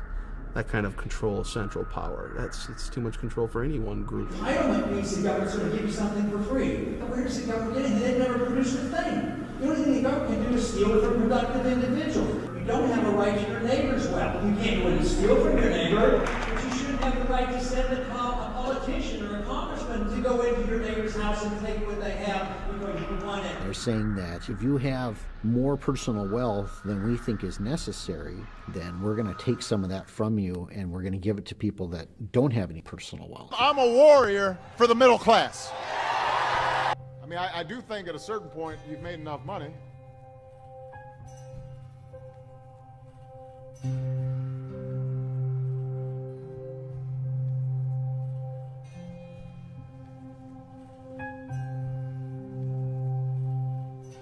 Those who grab the moral high ground and say that we're going to take care of the poor, what do?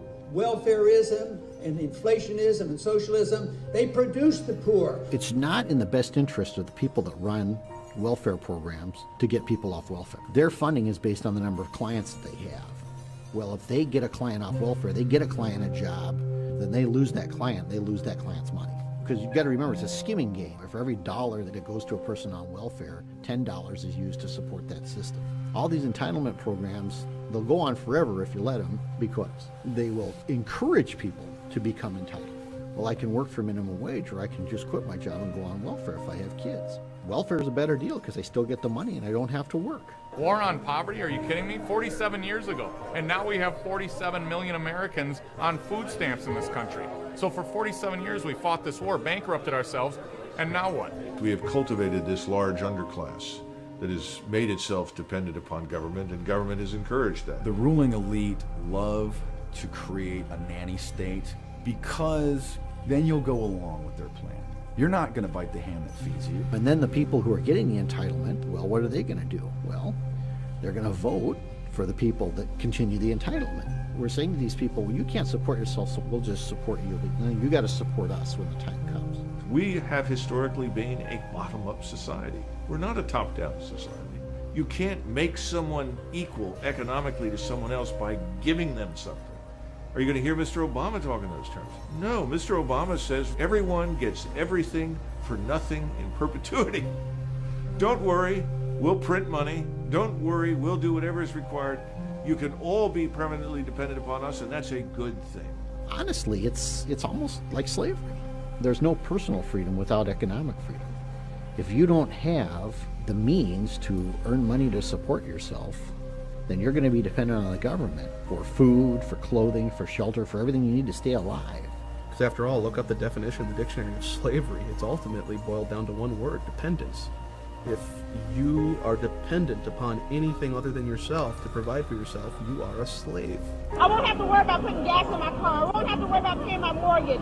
You know, if I help him, he's going to help me. The idea of self-reliance is gone. The idea of independence and individual freedom, the respect for private property, all of these things is gone. No.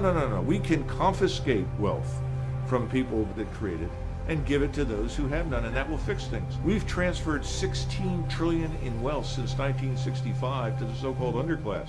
The only thing the underclass has done is get bigger. They want that cradle-to-grave care from the government, and they want the government to use force and violence against people who are opposed to it. Well, I obviously believe that my ideas are persuasive enough and beneficial enough to society that people should subscribe to them, but frankly, some people don't, and yes. And at the end of the day, you'll use force against those people.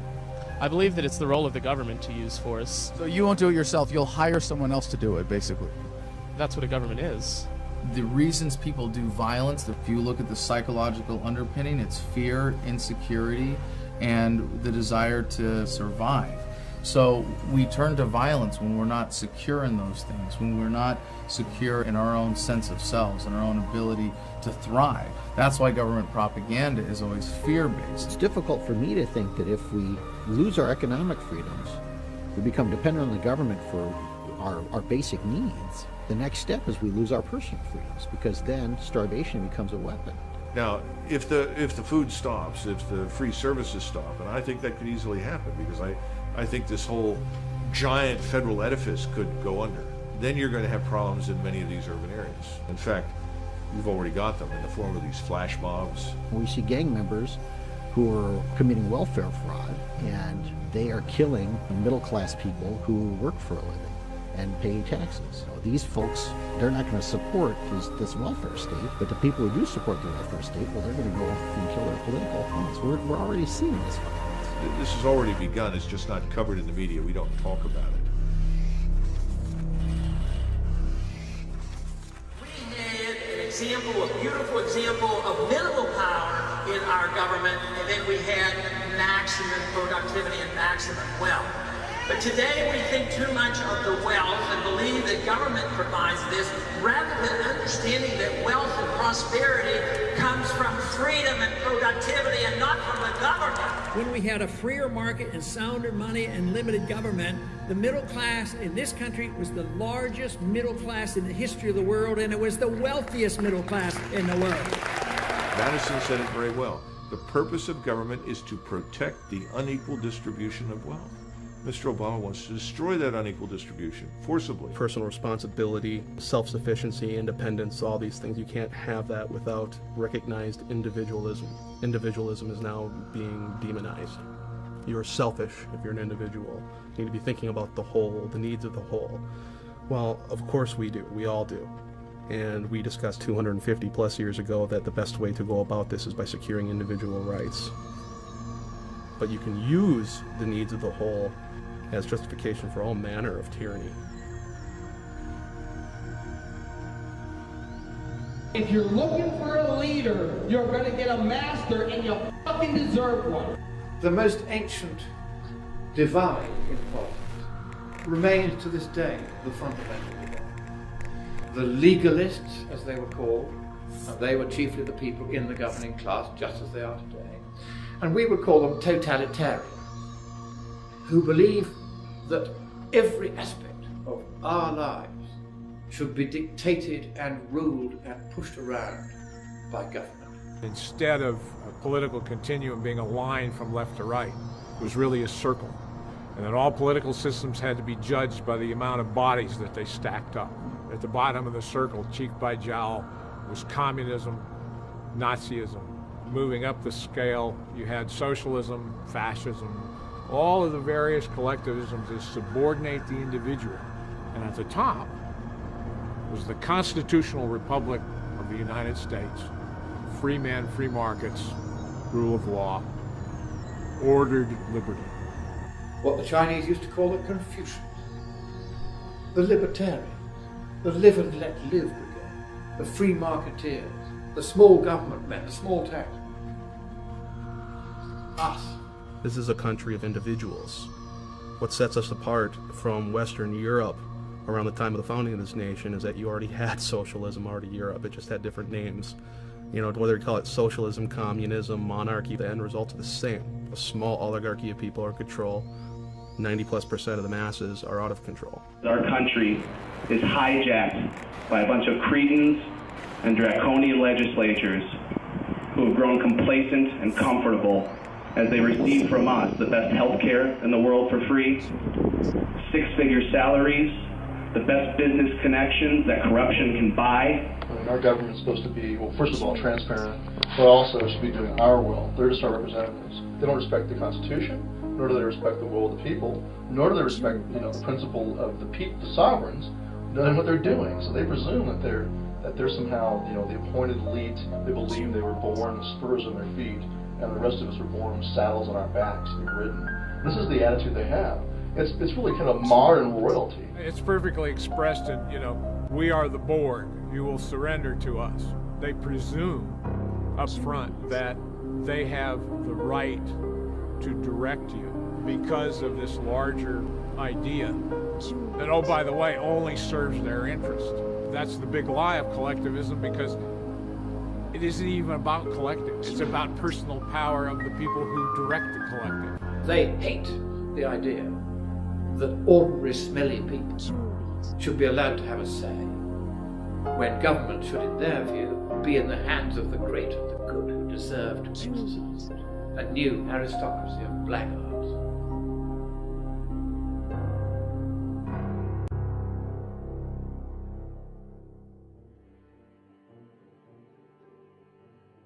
We talk about the conditioning of our kids and the conditioning of our military and our police, and we talk about the political conditioning that people are undergoing. What we're really talking about is a social movement, and what we're talking about is changing the way people think in terms of what it means to be free and what it means to be a person. The Declaration of Independence said we hold these truths to be self-evident. What the Founding Fathers were saying there was, this is obviously the way it is. There's no question that all men are created equal and they are endowed by their Creator with certain unalienable rights. What they're saying there is that, plain and simple, by the nature of being a human being, you simply are allowed to be free, to have life, liberty, and the pursuit of happiness. That might be one of the reasons the Constitution's not taught in our public schools, because if we raise up a new generation of individuals, they might realize that this whole